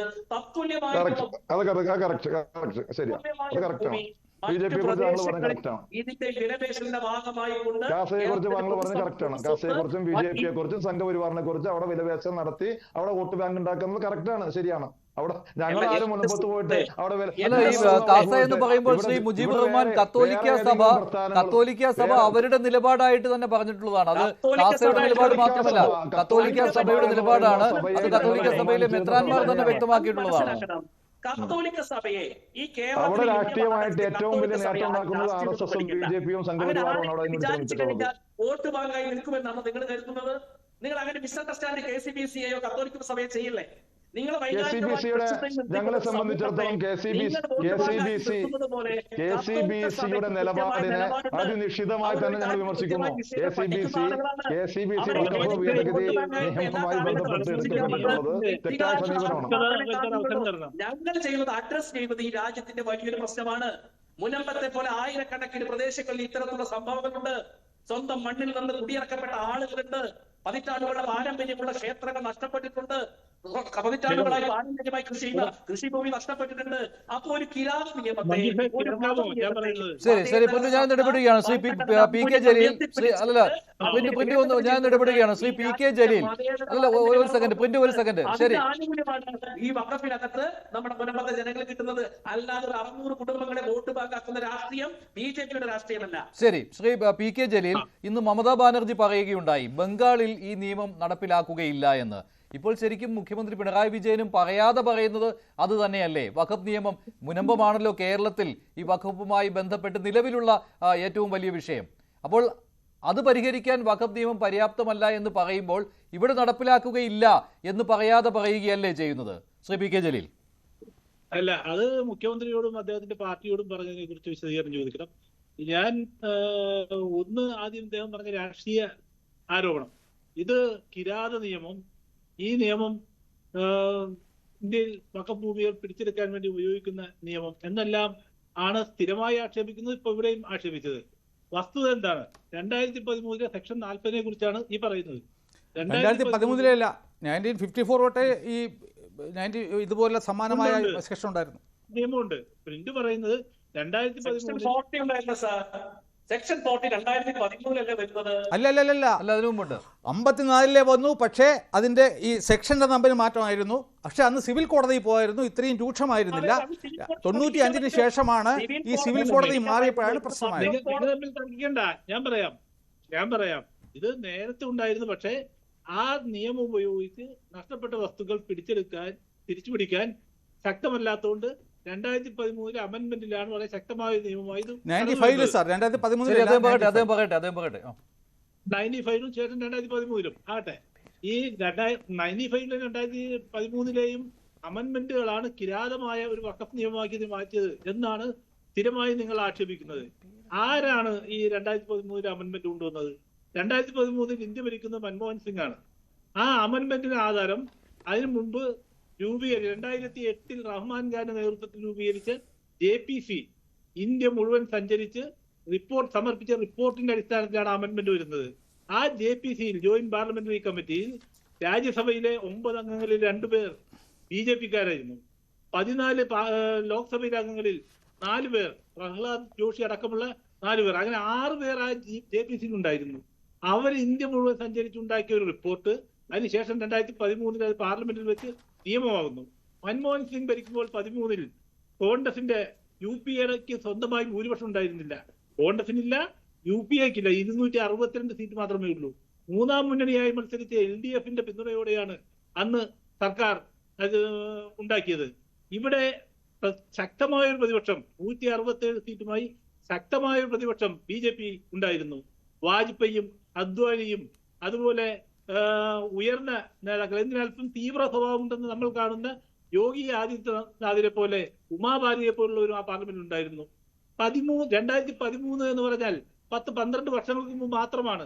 ഒരു 10-20 വയസ്സിന് മുകളിലുള്ള എല്ലാവർക്കും കൃത്യമായി ഓർമ്മിക്കാവുന്ന കാലം. ആ സമയത്ത് ഇന്ത്യയിൽ വർഗീയ രാഷ്ട്രീയത്തിന്റെ വിഭജന രാഷ്ട്രീയത്തിന്റെ പരീക്ഷണത്തിന് ആളുകളാണ് BJP അധികാരത്തിൽ വരാൻ ശ്രമിക്കുന്ന നാള്. അവിടെ ഇന്ത്യയിലെ ബഹുഭൂരിപക്ഷം വരുന്ന ഹിന്ദു സമുദായത്തിനോ മറ്റു സമുദായങ്ങൾക്കോ ദ്രോഹകരമായ അവരുടെ വസ്തുക്കൾ പിടിച്ചെടുക്കുന്ന, മുസ്ലിങ്ങൾക്ക് പീഡനം നൽകിക്കൊണ്ട് അമിതാധികാരം നൽകുന്ന ഒരു ബില്ല് വന്നിരുന്നുവെങ്കിൽ പാർലമെന്റിന്റെ അകത്തും പുറത്തും BJP ഇതിനെതിരെ ശക്തമായ നിലപാടുമായി മുന്നോട്ട് വരികയും പ്രക്ഷോഭം നടത്തുകയും ചെയ്യുമായിരുന്നില്ലേ? കേരളത്തിൽ ഇപ്പോ ഈ അമെന്റ്മെന്റ് ബില്ല് വന്നപ്പോ ഇവിടെ വഖഫ് ചർച്ചയായതുപോലെ അന്ന് ഇങ്ങനൊരു ചർച്ചയോ ഇങ്ങനൊരു സംഭവം ആരെങ്കിലും കേട്ടിട്ടുണ്ടോ? BJP അടക്കമുള്ളവർ അനുകൂലിച്ച്, അതായത് മുസ്ലിങ്ങൾക്ക് അവരുടെ മറ്റു മതക്കാർക്ക് അവരുടെ മതധർമ്മ സ്ഥാപനങ്ങൾ സംരക്ഷിക്കാൻ ഉള്ള നിലവിലുള്ള നിയമം പോലെ മുസ്ലിങ്ങൾക്ക് അവരുടെ മതധർമ്മ സ്ഥാപനങ്ങൾ സംരക്ഷിക്കാനുള്ള നിയമം എന്ന നിലയിൽ വാജ്പേയിയും അദ്വാനിയും ആ നിയമത്തെ കണ്ടത്. എന്നാൽ ഇന്ന് ഒരു ചെറിയ സംഭവം പോലും വിഭജന രാഷ്ട്രീയത്തിന്റെ കാരണമാക്കിയെടുത്തുകൊണ്ട് ഇവിടെ ഒരു സമുദായത്തെ പ്രതിക്കൂട്ടിൽ നിർത്തി ചർച്ചകൾ സംഘടിപ്പിച്ച് ഭൂരിപക്ഷ സമുദായത്തെ പ്രകോപിപ്പിച്ച് വോട്ട് ബാങ്കാക്കി മാറ്റാനുള്ള BJPയുടെ നിരന്തരമായ ശ്രമത്തിന്റെ ഒരു പടി കൂടിയുള്ള കടന്ന ഒരായുധം മാത്രമാണ് ഈ ഭേദഗതി ബില്ലും നിങ്ങളുടെ ആക്ഷേപവും എന്ന് മനസ്സിലാക്കാൻ ബുദ്ധിമുട്ടില്ല. അല്ലെങ്കിൽ 2013 നിങ്ങൾ പറയണം അവിടെ വാജ്പേയിയും അദ്വാനിയും ഈ കിരാത നിയമത്തിന് അനുകൂലമായി നിങ്ങൾക്കെതിരായി നിലപാട് സ്വീകരിച്ചു എന്നാണ് നിങ്ങൾ പറയുന്നത്. അല്ല, പിന്നെ നിങ്ങൾ ഇവിടെ പറഞ്ഞ വിഷയങ്ങൾ, ഇവിടെ പറഞ്ഞത് മുനമ്പം ഭൂമി സംബന്ധിച്ച് ഞാൻ ആദ്യമേ ചർച്ച കൃത്യമായി കേട്ടില്ലെങ്കിലും, പക്ഷെ ഇവിടെ നമ്മൾ ചർച്ച ചെയ്യുന്ന വിഷയം എന്ന് പറയുന്നത് മുഖ്യമന്ത്രി അല്പസമയം മുമ്പ് വാർത്താ സമ്മേളനത്തിൽ പറയുകയുണ്ടായി, മുനമ്പത്തെ ഇപ്പോഴത്തെ പ്രശ്നം പരിഹരിക്കാൻ ഇപ്പോൾ അമെൻഡ് ചെയ്തിരിക്കുന്ന വഖഫ് നിയമത്തിന് ശക്തിയില്ല എന്നാണ്. അതിലെ ഏത് വകുപ്പ് ചൂണ്ടിക്കാണിക്കും എന്നാണ് മുഖ്യമന്ത്രി ചോദിക്കുന്നത്. അതായത് ഇപ്പോൾ ജുഡീഷ്യൽ കമ്മീഷനെ നിയമിച്ചിട്ടുണ്ടല്ലോ, ആ ജുഡീഷ്യൽ കമ്മീഷൻ ഒരു പരിശോധന നടത്തി തീരുമാനം വരട്ടെ. അത് മാത്രമാണ് സർക്കാരിന്റെ മുന്നിലുള്ള ഒരു പിടിവള്ളിയായിട്ടുള്ള കാര്യം. നിലവിലെ വഖഫ് നിയമം, ഇപ്പോൾ അമെൻഡ് ചെയ്തിരിക്കുന്ന വഖഫ് നിയമം, അത് ഉപയോഗിച്ചുകൊണ്ട് ഒന്നും ചെയ്യാൻ കഴിയില്ല എന്നാണ് മുഖ്യമന്ത്രി പറയുന്നത്. പക്ഷേ BJP അങ്ങനെയല്ല പറയുന്നത്. BJP പറയുന്നത് അടുത്ത ദിവസം തന്നെ റവന്യൂ അവകാശം പുനഃസ്ഥാപിച്ചു കൊടുക്കണം എന്നുള്ളതാണ്. കത്തോലിക്ക സഭയും ആ നിലപാടാണ് എടുത്തിരിക്കുന്നത്. മുനമ്പം ജനത അത് വിശ്വസിച്ചിരിക്കുകയുമാണ്. അത് അവരുടെ രാഷ്ട്രീയമാണ്. കാരണം അവർക്ക് ചെയ്യാൻ കഴിയില്ല എന്ന് അവർക്ക് ഉറപ്പുള്ളപ്പോ മറ്റുള്ളവരുടെ തലയിൽ വെച്ചുകൊണ്ട് അവരാണ് കുറ്റവാളി എന്ന് പറയാനുള്ള അവസരത്തിന് വേണ്ടിയാണ്. ഞാൻ ചോദിക്കട്ടെ, 2A വകുപ്പ് ആണ് കൊണ്ടുവന്നത്. ഇവിടെ പറഞ്ഞല്ലോ മുനമ്പം ജനതയ്ക്ക് വേണ്ടിയാണ് ഇത് കൊണ്ടുവന്നത്. ആദ്യമേ പാർലമെന്റിൽ അവതരിപ്പിച്ചിട്ടുണ്ടായിരുന്നില്ല. JPC കമ്മിറ്റി അമെന്റ്മെന്റ് ആയി വീണ്ടും കൊണ്ടുവന്നതാണ് എന്ന്. JPCയുടെ റിപ്പോർട്ട് 900 ഏറെ പേജുള്ള റിപ്പോർട്ട് അവൈലബിൾ ആണല്ലോ പാർലമെന്റിൽ വെച്ചത്. അതെടുത്ത് വായിച്ചു നോക്കണം. അതിൽ വളരെ കൃത്യമായി പറഞ്ഞിട്ടുണ്ട്, ബോറ, അഗാഖാനി, ഷിയയുടെ ഉപവിഭാഗമായ ചെറിയ വിഭാഗം, അവർക്ക് വേണ്ടി മഹാരാഷ്ട്ര വഖഫ് ബോർഡും മറ്റുള്ളവരും ആവശ്യപ്പെട്ടതനുസരിച്ചാണ് ഈ നിയമം കൊണ്ടുവരുന്നത് എന്ന് വ്യക്തമായി പറഞ്ഞിട്ടുണ്ട്. അവിടെ എങ്ങും ഇവിടെ മുനമ്പം എന്നൊരു വാക്കേ ഉച്ചരിച്ചിട്ടില്ല. കേട്ടിട്ടില്ല സാർ. മുനമ്പത്തെ കുറിച്ച് കൃത്യമായ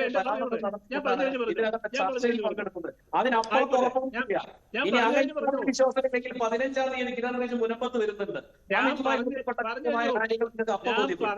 പറഞ്ഞു 112 അത് മുതൽ 16-17 പേജ് അതിനകത്താണ് ഈ ഭാഗം വരുന്നത്. അവിടെ എങ്ങും മുനമ്പം എന്നൊരു വാക്ക് ഉപയോഗിച്ചിട്ടില്ല. പ്രിന്റ് എടുത്ത് വായിച്ചു നോക്കണം, അല്ലെങ്കിൽ ഇന്ന പേജിലുണ്ടെന്ന് പറഞ്ഞു ഞാൻ അംഗീകരിക്കാം. അങ്ങനെ ഒരു സാധനം ഈ 900 പേജുള്ള റിപ്പോർട്ടിൽ എങ്ങും പറഞ്ഞിട്ടേ ഇല്ല. പിന്നെ പാർലമെന്റിൽ പ്രസംഗിച്ചിട്ടുണ്ട് ഞങ്ങളാണ് രക്ഷകരുന്നത്, അതല്ല പറഞ്ഞ ഈ റിപ്പോർട്ടിലില്ല. ഇത് വളരെ വ്യക്തമായി അതിന്റെ ഇന്റൻഷൻ എന്താണെന്ന് കൃത്യമായി പറഞ്ഞിട്ടുണ്ട്. ആഗാഖാനി, ബോറ അത് വീണ്ടും അമെന്റ് ചെയ്തിട്ടുണ്ട്. 3AA ആഗാഖാനിയെ നിർവഹിച്ചിട്ടുണ്ട്. ആഗാഖാനി ആയ വഖഫ് ചെയ്താലാണ് ആഗാഖാനിയുടെ വഖഫ് സ്വത്താകുക. പക്ഷേ 2A വരുന്നത് ജനറലൈസ് ചെയ്തിട്ടുമുണ്ട്. എല്ലാ വഖഫ് ബോർഡുകൾക്കും ബാധകമാണ് എന്ന രീതിയിൽ തന്നെയാണല്ലോ എല്ലാ വിഭാഗത്തിലും. അത് ആഗാഖാനികൾക്കും അതുപോലെ തന്നെ ബോറകൾക്കും മാത്രമല്ല മുഴുവൻ പേർക്കുമുള്ള രീതിയിലാണ് ജനറലായിട്ടാണ് 2A വന്നത്. പക്ഷെ താങ്കൾ പറഞ്ഞത് ശരിയാണ്. JPC അവിടെ വിലയിരുത്തിയത് ഈ രണ്ട് വിഭാഗങ്ങളെ കൂടി ഇതിൽ ഉൾപ്പെടുത്തുന്നതിന് വേണ്ടിയാണ്. പക്ഷേ 2A വ്യവസ്ഥ അതിൽ ഉൾപ്പെടുത്തിയ സമയത്ത് അത് ജനറലൈസ് ചെയ്താണ് വന്നിരിക്കുന്നത്. ആണ്. പക്ഷെ അതിനൊരു പ്രത്യേകതയുണ്ട്. ഈ ആഗാഖാനിയും ബോറയും വളരെ ചെറിയ ന്യൂനപക്ഷ സമൂഹമാണ്. അവരുടെ കാര്യങ്ങൾ, അവരുടെ ആരാധനാലയങ്ങളുമായി ബന്ധപ്പെട്ട കാര്യങ്ങൾ തീരുമാനിക്കുന്നത് ഷിയ വഖഫുമായി ബന്ധപ്പെട്ട നിയമങ്ങളുമായി ബന്ധപ്പെട്ടാണ് തീരുമാനിക്കുന്നത്. അത് അവർക്ക് അംഗീകരിക്കാൻ പണ്ട് മുതലേ കഴിയില്ലാത്തതുകൊണ്ട് അവര് സൊസൈറ്റീസ് ആക്ട് പ്രകാരവും ട്രസ്റ്റ് ആക്ട് പ്രകാരവും അവർ സ്വത്തുക്കൾ രജിസ്റ്റർ ചെയ്താണ് ഈ രാജ്യത്ത് അവർ പ്രവർത്തിച്ചു വരുന്നത്. അവരെ ഈ നിയമത്തിന്റെ പരിധിയിൽപ്പെട്ടില്ല എന്നാണ് ഇതിൽ നിന്നും മനസ്സിലാകുന്നത്. പക്ഷെ അത് അല്ലല്ല, പക്ഷെ ആ 2A അത് പറയുന്നില്ല, അവര് മാത്രമാണെന്ന് പറയുന്നില്ല. മാത്രമാണെന്ന് പറയുന്നില്ല സാർ. അല്ല, ഞങ്ങളത് വായിച്ചതാണ്, JPC റിപ്പോർട്ട് വായിച്ചിട്ടാണ് പറയുന്നത്. പക്ഷെ അത് അല്ലല്ല, അവസാനം അത് JPCയുടെ റെക്കമെൻഡേഷൻ ആയിട്ട് വന്നപ്പോൾ ജനറലൈസ് ചെയ്ത് പറയുകയും ചെയ്തു. അത് മാത്രമല്ല അഡീഷണൽ ആയിട്ട് കൂട്ടിച്ചേർക്കുകയായിരുന്നുവല്ലോ ചെയ്തിരുന്നത്. അതുകൊണ്ടാണല്ലോ ബോൾഡ് അണ്ടർലൈൻ ചെയ്ത് തന്നെ ഈ വഖഫ് അമെന്റ്മെന്റ് ബില്ലിൽ വന്നത്, രണ്ടാമത് വന്നത്. അതിൽ ഒരിടത്തും ആഗാഖാനികളെന്നും ബോറുകളെന്നും എഴുതിയിട്ടില്ല. അവർക്ക് മാത്രം കൊടുത്ത ആർട്ടിക്കിൾ 14 ഇക്വാലിറ്റിക്ക് എന്തുകൊണ്ടാണെന്ന് ഞാൻ പറയാം. ഇവിടെ ഈ വഖഫിന് സമാനമായി ലക്ഷ്യം വെച്ച് പ്രവർത്തിക്കുന്ന ഈ ട്രസ്റ്റുകൾക്ക് ആ സമാനമായ ഭൂമികൾ എന്താണ് അതുകൊണ്ട് ഉദ്ദേശിക്കുന്നത്? അപ്പോ ഫറൂഖ് കോളേജ് ഇവിടെ ഒരിക്കലും ഞങ്ങളാരും പറഞ്ഞിട്ടില്ല അത് ഒരു വഖഫാണ് എന്ന് പറഞ്ഞല്ല ഈ പ്രശ്നങ്ങളൊക്കെ ഉണ്ടാകുന്നത്. ഫറൂഖ് കോളേജ് സൊസൈറ്റിയാണ്, സൊസൈറ്റി രജിസ്ട്രേഷൻ ആക്ട് പ്രകാരം രജിസ്റ്റർ ചെയ്ത സ്ഥാപനമാണ്. ആ സൊസൈറ്റീസ് ആക്ട് പ്രകാരം രജിസ്റ്റർ ചെയ്ത ഫറൂഖ് കോളേജിന്റെ ആസ്തികൾ, കോളേജിലിരിക്കുന്ന സ്ഥലം, കോളേജ് കെട്ടിടം, മറ്റ് കാര്യങ്ങൾ അതൊന്നും വഖഫാണെന്ന് ആരും പറഞ്ഞിട്ടില്ല.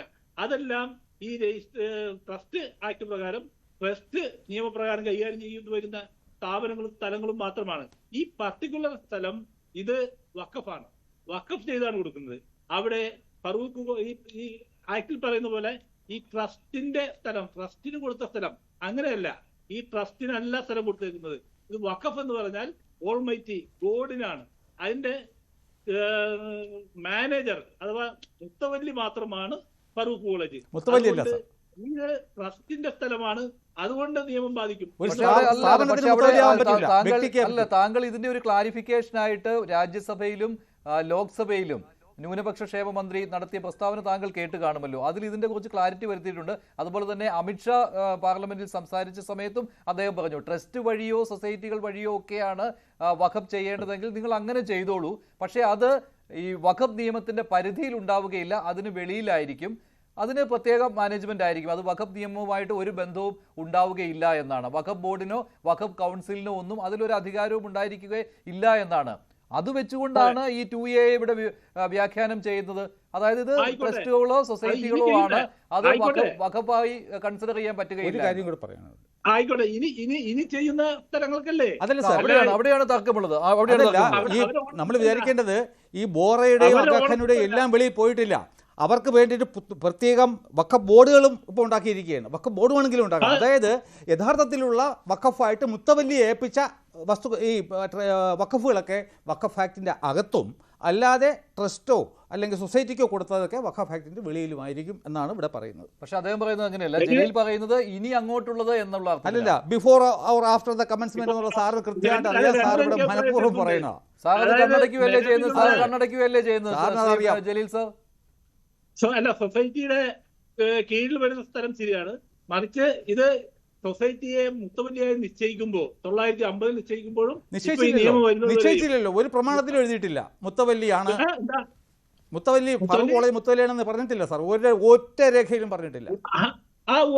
ഇത് നടത്തുന്നതിന് വേണ്ടി ഏൽപ്പിക്കുന്ന ആളെ അതല്ലല്ല, നടത്തുന്ന വ്യക്തിയായിരിക്കണം. മുസ്ലിം നിയമപ്രകാരം വ്യക്തിയായിരിക്കണം മുത്തവല്ലി. ഇങ്ങോട്ടെ സംഘടനയാകുമ്പോൾ സംഘടനയുടെ റൂൾസ് അനുസരിച്ച് ഡീൽ ചെയ്യാൻ പറ്റും.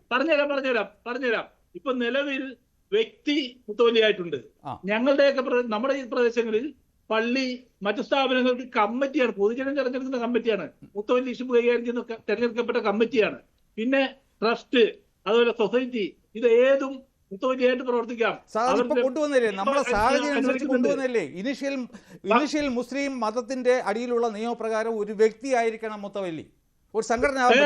കാരണം ഈ വാക്കിഫ് പറയുന്നത് പോലെ തന്നെ ആ വ്യക്തി പ്രവർത്തിക്കണം. ഒരു സംഘടനയാകുമ്പോൾ അതില് അങ്ങനെ പ്രവർത്തിക്കാൻ പറ്റാതെ വരും. അതുകൊണ്ടാണ് മുത്തവല്ലി has to be a particular person. നമ്മുടെ നാട്ടിൽ നിലവിലുള്ള നിയമപ്രകാരം അതാണ് സാർ നമ്മുടെ നാട്ടിൽ. ഇതിന്റെ അകത്ത് ഒന്ന് ബൈ ഹെറിഡിറ്ററി വ്യക്തിയാണെങ്കിൽ എന്റെ പിന്തുടർച്ചാവകാശം, ഞാൻ മരിച്ച എന്റെ മക്കൾ അങ്ങനെ പിന്തുടർച്ചാവകാശം വ്യക്തികൾ. അതല്ലാതെ ബൈ എലക്ഷൻ അല്ലെങ്കിൽ ജനാധിപത്യ രീതിയിൽ ഉള്ള സംവിധാനം, അവിടെ കമ്മിറ്റി, പുതിയ കമ്മിറ്റി നമ്മുടെ നാട്ടിലുള്ളതല്ലേ ഇത്. നമ്മുടെ നാട്ടിലുള്ളത് മുസ്ലിം നിയമപ്രകാരം വ്യക്തി തന്നെ ആയിരിക്കണം. 2013 വരെ നിങ്ങൾ മനസ്സിലാക്കേണ്ടത്, 2013 വരെ വഖഫ് ബോർഡിന്റെ അനുമതിയോടെ സ്ഥലം വിൽക്കാമായിരുന്നു, മുത്തവല്ലിക്ക് അത് ചെയ്യാമായിരുന്നു. അങ്ങനെ ചെയ്യണമെങ്കിൽ, മുത്തവല്ലി ചെയ്യണമെങ്കിൽ ആ പള്ളി കമ്മിറ്റിയാണ് മുത്തവല്ലിയെങ്കിൽ കമ്മിറ്റി കൂടി മിനിറ്റ്സ് ഹാജരാക്കി അവര് വിൽക്കാൻ സാർ, അത് തീരുമാനിക്കണം. ഇവിടുത്തെ അഡ്ജസ്റ്റ്മെന്റ് അല്ലേ? അത് ഇവിടുത്തെ അഡ്ജസ്റ്റ്മെന്റ് അല്ലേ? ഇസ്ലാമിക് നിയമപ്രകാരം മുത്തവല്ലി has to be a person, not a committee. Sir അതിന് മറുപടി പറയാമോ? ഓരോ committee not a committee. Sir, സാറിന് അത് അറിയാം. സാർ ഇവിടെ അങ്ങനെ പറഞ്ഞേ പറ്റുമോ? സാറിന്റെ ഗതികേട്. അല്ലല്ല, ജയിൽസ പറയുന്നത് നിലവിലെ ഇപ്പോൾ അമെന്റ് ചെയ്തിരിക്കുന്ന നിയമപ്രകാരം ഒന്നും നടക്കുകയില്ല എന്നാണല്ലോ അല്ലെ? ചെയ്തതിന് ശേഷവും അത് മാറ്റിയിട്ടില്ല. സ്റ്റാലിൻ ദേവൻ നിങ്ങൾ താമസിക്കുന്ന മുസ്ലിങ്ങളുള്ള പ്രദേശമാണെങ്കിൽ ഇവിടെ നമ്മുടെ ഈ പ്രദേശത്ത് അന്വേഷിച്ചാൽ മതി അവിടുത്തെ പള്ളിയെ ഭരിക്കുന്ന ആരാന്ന്, മുത്തവല്ലി ആരാന്ന്. ഒരിക്കലും ഒരു വ്യക്തിയല്ല. ഞാൻ അതിനുള്ള രേഖകൾ കിട്ടും, എനിക്ക് ഗൂഗിളിൽ കിട്ടും സാർ. എനിക്ക് അവിടെ പോയി ചോദിക്കേണ്ട ആവശ്യമില്ല, ഗതികേടില്ല. ഒരു സംശയം അല്ല ശ്രീ പി കെ ജലീൽ, ഇപ്പോൾ അല്ലല്ല നിലവിൽ ഈ വഖഫ് നിയമം അമെന്റ് ചെയ്തുവല്ലോ. ഇങ്ങനെ അമെന്റ് ചെയ്തു വന്നിട്ടും മുനമ്പത്തെ ഈ പ്രശ്നം പരിഹരിക്കാൻ ഇത് ഉതകുന്നതല്ല. ഈ ഒരു നിലപാടാണല്ലോ താങ്കൾക്കുള്ളത്. അല്ലാതെ ഏതെങ്കിലും വ്യവസ്ഥ താങ്കൾക്ക് ചൂണ്ടിക്കാണിക്കാനല്ല. അവരെ നിങ്ങളൊക്കെ കൂടി വഞ്ചിക്കാൻ പാടില്ല. അവിടെ BJP ഒരു രാഷ്ട്രീയ നാടകം കളിച്ചുകൊണ്ട് ഇതൊക്കെ തീർന്നു എന്ന് പറഞ്ഞാൽ നിയമപരമായി അവർക്ക് അവകാശപ്പെട്ടത് അവരെ ഒരിക്കലും ഇറക്കി അവരുടെ അവകാശങ്ങൾ നിഷേധിക്കണം എന്ന നിലപാട് ഞങ്ങൾക്ക് ആർക്കുമില്ല. രണ്ട് കാര്യങ്ങളും പറയാൻ പറ്റില്ല. അല്ല, ഈ അമെന്റ് ചെയ്ത നിയമത്തിനും അവരെ രക്ഷിക്കാൻ പറ്റില്ല എങ്കിൽ പിന്നെ അവർക്ക് എങ്ങനെയാണ് റവന്യൂ അവകാശം പുനഃസ്ഥാപിച്ച് കിട്ടുക? അത് കിട്ടില്ലല്ലോ. അത് രാജ്യത്തിന് മുമ്പ് അമെന്റ് ചെയ്യുന്നതിന് മുമ്പുള്ള നിയമം അനുസരിച്ച് കഴിയാതെ പോയതുപോലെ പുതിയ അമെന്റ്മെന്റ് അവർക്ക് വേണ്ടി അല്ലാത്തത് കൊണ്ട് അത് കഴിയുന്നില്ല. മനസ്സിലായില്ല. പുതിയ അമെന്റ്മെന്റ് പറ്റില്ല. നിലവിലുള്ള നിയമപ്രകാരം അവർക്ക് ഗുണം ഇല്ല എന്ന് നിങ്ങൾ പറയുമ്പോൾ അമെന്റ് ചെയ്ത നിയമപ്രകാരം ഗുണമില്ലെങ്കിൽ അതിനർത്ഥം ആ ചെയ്തവരുടെ ദോഷം അല്ലെങ്കിൽ നിയമത്തിന്റെ പരിരക്ഷ ലഭിക്കുന്ന ഒരു സ്ഥലത്ത് അവർ താമസിക്കുന്നത് കൊണ്ടുള്ള ബുദ്ധിമുട്ട് അത് പരിഹരിക്കാൻ ഭരണകൂടത്തിന് ബാധ്യതയുണ്ട്. അത് ഭരണകൂടം അതിന് നടപടിയെടുക്കണം. സാർ ഉദ്ദേശിക്കുന്ന പകരം വസ്തു തരണമെന്നായിരിക്കും എന്തായാലും അല്ലേ? അത് പറ്റൂല സാർ, കാരണം പരിഹാരം ആയിപ്പോയി. പരിഹാരം ഇല്ല. അപ്പൊ ഇവിടുത്തെ രാഷ്ട്രീയ പാർട്ടികളുടെ ഈ ഉദ്ദേശ്യം എന്ന് പറയുന്നത് പരിഹാരമില്ലാത്ത ഒരു അവസ്ഥ ഉണ്ടാക്കിയെടുത്തിട്ട് ഒരു കോംപ്രമൈസ് ഫോർമുലയിൽ 500 ഏക്കർ വഖഫ് ബോർഡിന് കൊടുക്കാം എന്നുള്ളൊരു ധാരണയായിരിക്കും. അതുകൊണ്ടാണ് ശക്തമായിട്ട് ഇവിടുത്തെ രാഷ്ട്രീയക്കാർ ഇതൊരു വഖഫ് ആണ് എന്ന് പറയുന്നത്, ഈ നിയമ ഭേദഗതിയുടെ ഒന്നും കിട്ടില്ല എന്ന് പറയുന്നത്. ഇവിടെ വന്നിട്ട് ഒറ്റ പരിഹാരമുള്ളൂ. നമ്മൾ തർക്കിച്ചിട്ടും ബഹളം കൂട്ടിയിട്ടും ഒന്നും ഒരു കാര്യമില്ല. സർക്കാർ ഇത് നിഷേധിക്കുകയാണെങ്കിൽ മുനമ്പംകാർ ഹൈക്കോടതിയിൽ പോവും. ഹൈക്കോടതി ഈ സെക്ഷൻ 2A അപഗ്രഥിച്ചിട്ട് ഒരു വിധി പറയും. അതോടെ എല്ലാം നിയമപരമായ അവകാശം നിലനിൽക്കൂലേ? സർക്കാർ എന്ന് മാത്രം പറയുന്നത് എന്തിനാ? സർക്കാർ തീരുമാനിക്കട്ടെ, അതിന്റെ വക്കാലത്തൊന്നും ഞങ്ങൾക്കില്ല. പക്ഷെ നിങ്ങളത് സർക്കാരാണ് എന്ന് പറഞ്ഞ് നിങ്ങൾ ഇപ്പോഴും ആ പാവങ്ങളെ വഞ്ചിച്ചുകൊണ്ട് അത് മുനമ്പംകാർക്ക് അറിയാൻ ഞാൻ അവരെ വഞ്ചിക്കുകയാണോ രക്ഷിക്കുകയാണോ മുനമ്പംകാർക്ക് കൃത്യമായിട്ട് അറിയാൻ സാറ് പറയേണ്ട ആവശ്യമില്ല. സാർ മുനമ്പത്ത് ആരെങ്കിലും ടെലിഫോൺ ചെയ്ത് ചോദിച്ചാൽ നോക്കിയാൽ മതി, അവർക്ക് എന്നിലുള്ള വിശ്വാസം. നമുക്ക് ആരെയും പറ്റിക്കാൻ പറ്റും, എല്ലാ കാലവും പറ്റിക്കാൻ പറ്റില്ല എന്ന് തിരിച്ചറിയണം. അത് വരും. അല്ല, ഇതിനകത്ത് ഒരു കാര്യം എന്ന് പറയുന്നത് ശ്രീ സ്റ്റാലിൻ ദേവൻ, ഇവിടെ സംസ്ഥാന സർക്കാർ എന്തായാലും ഈ നിയമം മുനമ്പത്തിനായി നടപ്പിലാക്കുകയില്ല. ഈ 2A ഒന്നും കൊണ്ട് സർക്കാരിൻ്റെ അടുത്ത് പോയിട്ട് ഒരു കാര്യവുമില്ല. 2A പറ്റില്ല എന്ന് ഇതിനകം തന്നെ സർക്കാർ നിയമോപദേശം കിട്ടിയിട്ടുണ്ടാവുമല്ലോ. അതുകൊണ്ടാണല്ലോ മുഖ്യമന്ത്രി തന്നെ നേരിട്ട് ഇക്കാര്യം ഇന്ന് വ്യക്തമാക്കിയത്. അതായത് മുഖ്യമന്ത്രിക്ക് അങ്ങനെ പറയാം, അദ്ദേഹത്തിൻ്റെ സ്വാതന്ത്ര്യം ആയിക്കോട്ടെ. പക്ഷേ മുനമ്പംകാർക്ക് ഹൈക്കോടതിയിൽ പോകണമെങ്കിൽ ലോ ഓഫ് റിട്സിൻ്റെ അടിയിൽ ആദ്യം തരേണ്ട അധികാരിയെ സമീപിക്കേണ്ട ആവശ്യമുണ്ട്. അദ്ദേഹം ഡിനേ ചെയ്താൽ മാത്രമേ ഒരു കോഴ്സ് ഓഫ് റീസൺ വരുന്നുള്ളൂ, അവർക്ക് ഹൈക്കോടതിയിൽ പോകാൻ സാധിക്കൂ. അതുകൊണ്ട് തീർച്ചയായിട്ടും 16-ാം തീയതി ഇത് സുപ്രീം കോടതി ഇത് സ്റ്റേ ചെയ്യാത്ത പക്ഷം 17-ാം തീയതി തന്നെ മുഖ്യമന്ത്രിക്ക് ഹർജി കൊടുക്കും. അദ്ദേഹത്തിന് സ്വീകരിക്കാം, സ്വീകരിക്കാതിരിക്കാം, നടപടിയെടുക്കാതിരിക്കാം. നടപടിയെടുക്കാതിരുന്നു കഴിഞ്ഞാൽ ഒരു 1-2 ആഴ്ച കൊടുത്തതിന് സമയം. അപ്പോൾ ഇത് സർക്കാർ നടപടിയെടുത്തില്ല എങ്കിൽ അവർക്ക് ഹൈക്കോടതിയിൽ പോകാം. നമ്മളിവിടെ കിടന്ന് ചർച്ചയും ചെയ്യേണ്ട, അടിയും കൂടേണ്ട ബഹുമാനപ്പെട്ട കേരള ഹൈക്കോടതി ഉണ്ട്, പിന്നെ ഡിവിഷൻ ബെഞ്ച് ഒരു സുപ്രീം കോടതി ഉണ്ട്, അവർ തീരുമാനിക്കും. അപ്പോൾ നിയമ പോരാട്ടം വീണ്ടും തുടർന്നുകൊണ്ടേയിരിക്കും. തുടങ്ങിയില്ലേ പറ്റൂ, വർഷമായി. അത് സർക്കാരിലെ സർക്കാർ പറയുന്നത് മറ്റൊരു പോംവഴിയാണ്. പകരം വസ്തു ഒന്നും പറഞ്ഞില്ല. ഈ ജുഡീഷ്യൽ കമ്മീഷൻ ഒരു തീരുമാനം, ജുഡീഷ്യൽ കമ്മീഷന് ഈ വഖഫ് ആക്ടിന്റെ അടിയിൽ ഒന്നും തന്നെ ചെയ്യാൻ സാധ്യമല്ല എന്ന് സിംഗിൾ ബെഞ്ച് പറഞ്ഞു കഴിഞ്ഞു. ഇപ്പൊ ഹൈക്കോടതി എന്തോ അത് അനുവദിച്ചോ? കോഷ ചെയ്തിട്ടില്ല. സിംഗിൾ ബെഞ്ചിന്റെ ഉത്തരവ് കോഷ ചെയ്തിട്ടില്ല. ഒരു താൽക്കാലിക ഉത്തരവ് കൊടുത്തു, യു കണ്ടിന്യൂ. പക്ഷേ ആ റിപ്പോർട്ട് എന്തായാലും അതിന്മേൽ സർക്കാർ എന്തെങ്കിലും നടപടി സ്വീകരിക്കുന്നതിന് മുമ്പ് ഹൈക്കോടതി ഡിവിഷൻ ബെഞ്ചിന്റെ seek the leave of the court എന്നാണ് പറഞ്ഞിരിക്കുന്നത്. അപ്പോഴാണ് ബെച്ചുംകുര്യൻ തോമസ് സാറിന്റെ ജഡ്ജ്മെന്റ് വീണ്ടും പൊങ്ങി വരുന്നത്. അതായത് വഖഫ് ട്രൈബ്യൂണലിനോ അല്ലെങ്കിൽ വഖഫ് ട്രൈബ്യൂണലിന് മാത്രമേ ഈ ഇഷ്യൂ പരിശോധിക്കാൻ കഴിയൂ. രാമേന്ദ്രൻ കമ്മീഷന്റെ റിപ്പോർട്ട് എടുത്ത് ഏതെങ്കിലും ചവറ്റുകുട്ടയിൽ കളയും ഭാവിയിൽ. അത് ഓപ്പറേറ്റീവ് ആവില്ല ഒരിക്കലും. സർക്കാരിന് മറ്റൊരു കാര്യം കൂടി സംഭവിക്കുന്നുണ്ട്. ഈ വഖഫ് ബോർഡ് മുനമ്പം ഭൂമി രജിസ്റ്ററിൽ കയറ്റിയതിനെതിരായിട്ട് വഖഫ് ട്രൈബ്യൂണലിൽ നടക്കുന്ന കേസ് ഇപ്പോൾ അതിന് വേഗം കൂടിയിട്ടുണ്ട്. ശ്രദ്ധിക്കുന്നുണ്ടല്ലോ. ഇന്ന് വാദം നടന്നു, ഇന്നലെ വാദം നടന്നു, തുടർച്ചയായിട്ട് വാദം നടന്നുകൊണ്ടിരിക്കുകയാണ്. അപ്പോൾ അവിടെ ട്രൈബ്യൂണലിൽ നിന്ന് അനുകൂലമായ ഒരു വിധി മുനമ്പത്തിന് കിട്ടിയാൽ പ്രശ്നം പരിഹരിച്ചു. അല്ല, ട്രൈബ്യൂണലിൽ ഇപ്പോഴത്തെ ഈ സെക്ഷൻ 2A പ്രകാരം വഖഫ് ട്രൈബ്യൂണലിന് ഈ കേസ് പരിശോധിക്കാനേ പറ്റത്തില്ല. കാരണം സുപ്രീം കോടതി ജഡ്ജ്മെന്റ് തന്നെ ഉണ്ട് വഖഫാണെന്ന് പറഞ്ഞാൽ പോലും ഇത് വഖഫ് വെളിയിലായിരിക്കുമെന്ന് ഇതിൽ പറയുന്നു. അപ്പോൾ ഈ പാവം വഖഫ് ട്രൈബ്യൂണലിൽ ഇനി ഇത് അത് കൺഫ്യൂഷൻ ഉണ്ടാക്കുന്നതാണ്. ട്രൈബ്യൂണൽ തീരുമാനിക്കട്ടെ. ഇപ്പൊ നിലവിലുള്ള നിയമപ്രകാരം വഖഫ് ബോർഡ് സെക്ഷൻ 40 അനുസരിച്ച് എടുത്ത ഒരു തീരുമാനം, ആ തീരുമാനത്തിനെതിരെയുള്ള അപ്പലറ്റ് അതോറിറ്റി എന്ന നിലയിലാണ് ട്രൈബ്യൂണൽ ഇത് കേൾക്കുന്നത്. ട്രൈബ്യൂണലിന്റെ വിധി അന്തിമമാണ് എന്നത് എടുത്തു കളഞ്ഞ് ഹൈക്കോടതിയിൽ അപ്പീൽ പോകാം എന്നാക്കിയിട്ടുണ്ട്. ആയിക്കോട്ടെ, അത് അടുത്ത പടി ഹൈക്കോടതിയിൽ പോകാം. ഈ മാറ്റമല്ലാതെ വീണ്ടും ഈ തീരുമാനമെടുക്കാൻ തിരിച്ച് ഇങ്ങോട്ട് സർക്കാർ നിയോഗിക്കുന്ന ഉദ്യോഗസ്ഥന്റെ സെക്ഷൻ 40 അധികാരം കൊടുത്തിട്ടുള്ളിടത്തേക്ക് കൊണ്ടുപോകുമെന്നാണ് നിങ്ങൾ ആദ്യം പറഞ്ഞത്. അത് നടക്കില്ല. ഇപ്പൊ നിങ്ങൾ 2A പറഞ്ഞാണ് ഈ പാവങ്ങളെ പറ്റിക്കുന്നത്. അതും ഈ പറഞ്ഞ ഇന്റൻഷൻ പ്രകാരമാണ്. വഖഫ് എന്ന നിലയിൽ ഒരു സ്ഥലം അന്ന് നിലവിലുള്ള നിയമപ്രകാരം കൊടുത്തതാണ്. പുതിയ നിയമപ്രകാരം വഖഫ് എന്ന നിലയിൽ അത് കൈകാര്യം ചെയ്യപ്പെടാൻ ബുദ്ധിമുട്ടാണെങ്കിൽ തിരികെ അതിന്റെ വാക്കിഫ് കൊടുത്ത ആളുകൾക്ക് തീരുമാനിക്കാൻ, അല്ലെങ്കിൽ വഖഫ് സംരക്ഷിക്കാൻ രാജ്യത്ത് നിലവിലുള്ള വഖഫ് ബോർഡിലുള്ള സംവിധാനങ്ങൾക്ക് അതിന് വ്യവസ്ഥകളുണ്ട്. സർ, അവകാശികളുടെ കാര്യം പറയുകയാണെങ്കിൽ ഞാൻ പറയാം. അവകാശികൾക്ക് അവകാശമുണ്ടായിരുന്നു. ഇപ്പോൾ എന്താണെന്ന് വെച്ച് കഴിഞ്ഞാൽ ഈ സിദ്ദിഖ് സൈനുവിൻ്റെ അവകാശികൾക്ക് ഈ വസ്തു ഫറൂഖ് കോളേജ് ഈ മുനമ്പത്തെ ജനതയ്ക്ക് വിറ്റുവതിൽ എന്തെങ്കിലും അതൃപ്തിയോ പരാതിയോ ഉണ്ടായിരുന്ന പക്ഷം അവർ തീർച്ചയായിട്ടും അത് കേസായിട്ട് പോകാമായിരുന്നു. പക്ഷേ ഈ രാജ്യത്ത് അത് ട്രൈബ്യൂണലിലാണ്. അവർക്ക് ഇവിടെ ഒരു ലോ ഓഫ് ലിമിറ്റേഷൻ ഉണ്ട്. അതായത് ഈ മുനമ്പത്തെ ഏറ്റവും അവസാനത്തെ കച്ചവടം നടന്നത് 1991 അപ്പോൾ ഈ സിദ്ദിഖ് സൈനുവിൻ്റെ പിൻഗാമികൾക്ക് എന്തെങ്കിലും പരാതി ഉണ്ടായിരുന്നു എങ്കിൽ 1991 പ്ലസ് 12 years, അതായത് 2003 വന്നിട്ട് 3 അകത്ത് വന്നിട്ട് അവർ ഒരു കോടതിയെ പരാതിക്ക് പരിഹാരത്തിന് വേണ്ടി സമീപിക്കണമായിരുന്നു. ഇപ്പോൾ അതും കഴിഞ്ഞിട്ട് വീണ്ടും 22 വർഷം കഴിഞ്ഞു. അതുകൊണ്ട് ലോ ഓഫ് ലിമിറ്റേഷൻ്റെ അടിയിൽ ഈ അനന്തരാവകാശികൾക്ക് ഒന്നും തന്നെ കിട്ടാൻ പോകുന്നില്ല. വഖഫ് ഭൂമിക്ക് അതുകൊണ്ട് വഖഫിന്റെ ഉദ്ദേശ ലക്ഷ്യങ്ങൾക്ക് അനുസരിച്ച് പ്രവർത്തിച്ചില്ലെങ്കിൽ എന്നായാലും ചോദ്യം ചെയ്യാൻ അവകാശമുണ്ട്. ഇല്ല സർ, ഒരിക്കലുമില്ല. അത് സിവിൽ കോടതിയിലല്ലേ പോകേണ്ടി വരുന്നത്. സിവിൽ കോടതിയിൽ സിവിൽ പ്രൊസീജിയർ കോഡും ലോ ഓഫ് ലിമിറ്റേഷനും എല്ലാം വരുമെന്നേ. എന്തായാലും എങ്ങനെയൊക്കെ വന്നാലും ഇനിയും കോടതി നടപടികളുമായിട്ട് ഇത് മുന്നോട്ട് പോകേണ്ടി വരും. ഉടൻ തന്നെ റവന്യൂ അവകാശം പുനഃസ്ഥാപിച്ച് കിട്ടണമെന്നാണ് ശ്രീ പ്രിന്റു നിങ്ങളുടെ ആവശ്യം. പക്ഷേ അത് വീണ്ടും ഈ കോടതികളിൽ തട്ടി നിൽക്കുമല്ലോ പ്രിന്റു. അപ്പോൾ ഈ താങ്ക് യു മോദി എന്ന് പറഞ്ഞുകൊണ്ട് മുനമ്പത്തെ ജനത മുന്നോട്ട് വരുന്നത് അത് എത്ര നാൾ അവർക്ക് ഈ റവന്യൂ അവകാശം പുനഃസ്ഥാപിച്ച് കിട്ടും എന്നതിനെ കുറിച്ച് അജ്ഞരായതുകൊണ്ടാണോ? അല്ല, ഇതിനകത്ത് സർക്കാരിന് കൃത്യമായിട്ട് ഇവിടെ റവന്യൂ അവകാശം സ്ഥാപിച്ചു കൊടുക്കേണ്ട കേസേ ഉള്ളൂ.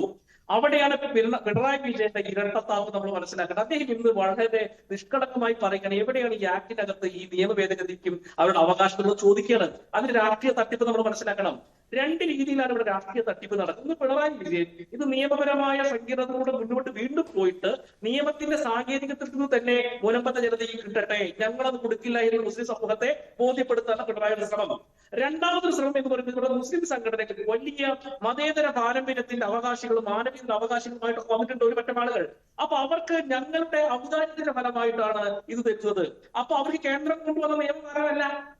അങ്ങനെ ഒരു പ്രത്യേക രീതിയിലുള്ള ഇരട്ടത്താപ്പാണ് ഇവിടുത്തെ ഒരു പറ്റം മുസ്ലിം സംഘടനകളും മതസൗഹാർദ്ദവും യോജിച്ചൊരു തീരുമാനം ഉണ്ടാക്കുന്നതിന് നിങ്ങൾ അതേസമയത്ത് പ്രസ്ഥാനങ്ങളും ഇത്തരത്തിൽ വിഷയ സംഘടിതമാക്കുന്ന ഒരു പറ്റം ആളുകൾ ഈ പറയുന്ന പഴയ വഖഫ് നിയമത്തിന്റെ ഈ പറയുന്ന പാറോലയിൽ പിടിച്ചിട്ട് വരികയാണ്. അവർക്ക് ഇപ്പോഴും ബോധ്യമായിട്ടില്ല. ഇന്ത്യൻ പാർലമെന്റിൽ കൃത്യമായിട്ട് പഴയ നിങ്ങളുടെ കരി നിയമത്തെ അറബിക്കടലിൽ എറിഞ്ഞു. അത് മുനമ്പത്തെ ജനതയ്ക്ക് നീതി കിട്ടാൻ വേണ്ടിയിട്ടുള്ളത് വസ്തുത നിങ്ങൾ ഇനിയെങ്കിലും മനസ്സിലാക്കുക. പിണറായി വിജയൻ ഇത് ഇംപ്ലിമെന്റ് ചെയ്തുകൊണ്ട് ഈ പറയുന്ന മുനമ്പത്തെ ജനതയോട് ഏതെങ്കിലും തരത്തിൽ അനുകമ്പയുണ്ടെങ്കിൽ അത് എത്രയും പെട്ടെന്ന് നടപ്പിലാക്കണം. അതിന് നിയമപ്രശ്നം ഉണ്ടെങ്കിലല്ലേ പിന്നെ ബാക്കിയുള്ള കാര്യങ്ങൾ എനിക്ക് പോകേണ്ടതുള്ളൂ. അവർ പറയുന്നത് ഞങ്ങളെ സംബന്ധിച്ചിടത്തോളം ഞങ്ങൾ മുനമ്പത്തെ ജനതയ്ക്കും ഈ രാജ്യത്തിലെ ജനങ്ങൾക്കും അതോടൊപ്പം തന്നെ ഒരു മതേതര ഭരണഘടനാ മൂല്യങ്ങളിലേക്ക് ഒരു മതനിയമത്തെ കടത്തിവിട്ടുകൊണ്ട് ഈ രാജ്യത്ത് നടത്തുന്ന ഈ പ്രത്യേകിച്ച് കോൺഗ്രസുകാർ നടത്തിയ ന്യൂനപക്ഷ പ്രീണനത്തിന്റെ മറവിൽ നടത്തിയിട്ടുള്ള സംഘടന ന്യൂനപക്ഷത്തിന്റെ മറവിൽ നടത്തിയിട്ടുള്ള ആയിട്ടുള്ള ഒരു കിരാത നിയമം ഈ മറ്റൊരു കാര്യം കുറച്ചുകൂടി ക്ലാരിറ്റി പ്രിന്റ് ഒരു കാര്യം കൂടി, പാർലമെന്റിൽ മന്ത്രിമാർ, കേന്ദ്രമന്ത്രിമാർ തുടർച്ചയായിട്ട് മുൻപും പരാമർശിച്ചിരുന്നു. പക്ഷെ കുറച്ചുകൂടി ക്ലാരിറ്റി ഉണ്ടായിരുന്നുവെങ്കിൽ ഇത്ര സങ്കീർണമാകുമായിരുന്നില്ല. അതുകൊണ്ടാണ് ഈ രണ്ട് പക്ഷം വരുന്നത്. അവരുടെ ലക്ഷ്യം ഇത് മുനമ്പത്തുകാരെ സഹായിക്കലല്ല, ഇത് വിഭജന രാഷ്ട്രീയത്തിന്റെ ഒരു ആയുധമായി ഉപയോഗിക്കലാണ്. ഇവിടെ പ്രിന്റു പറഞ്ഞില്ലല്ലോ, ഇത് കിരാത നിയമമാണ്. ഈ നിയമത്തിന്റെ ഭേദഗതികളെല്ലാം വന്നത് 95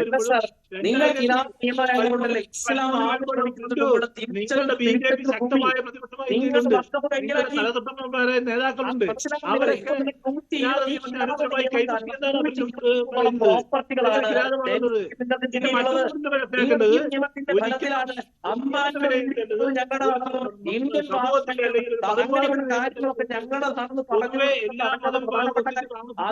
നമ്മുടെ രാജ്യത്ത് മറ്റേതെങ്കിലും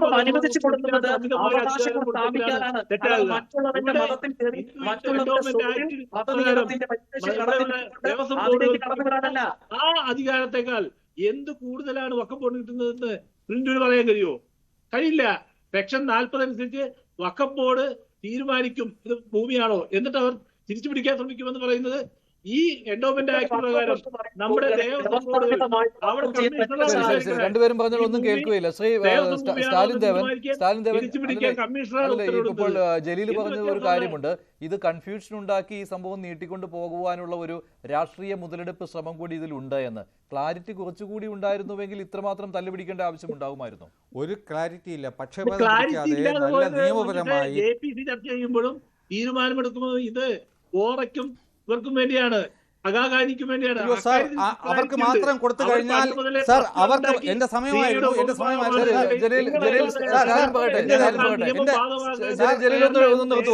സാർ മനസ്സിലാക്കേണ്ടത്, സാറ് പറയുന്നത് ശരിയാണ്. ബോറയ്ക്കും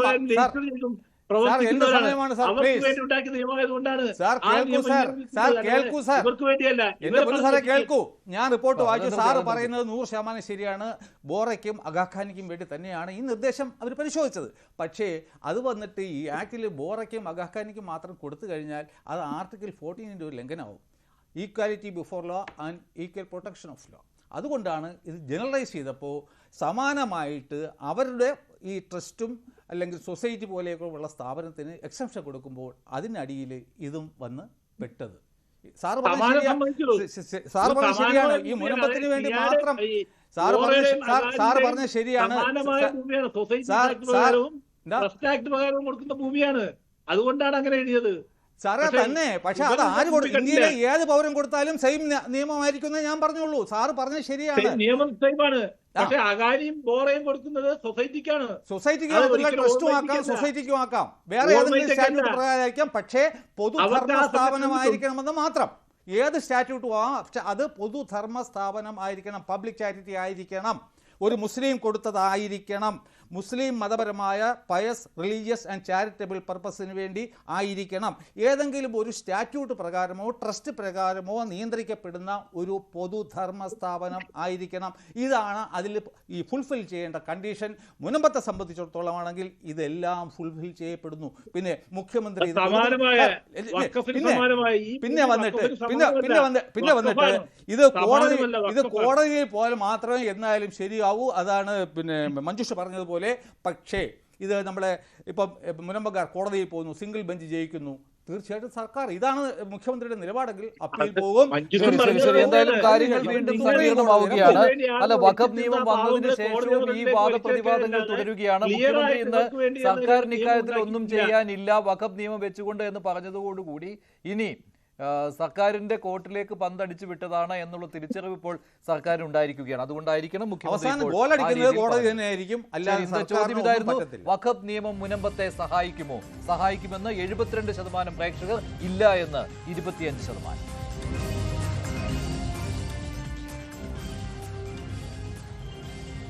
അവസാനിക്കുന്നു. നന്ദി.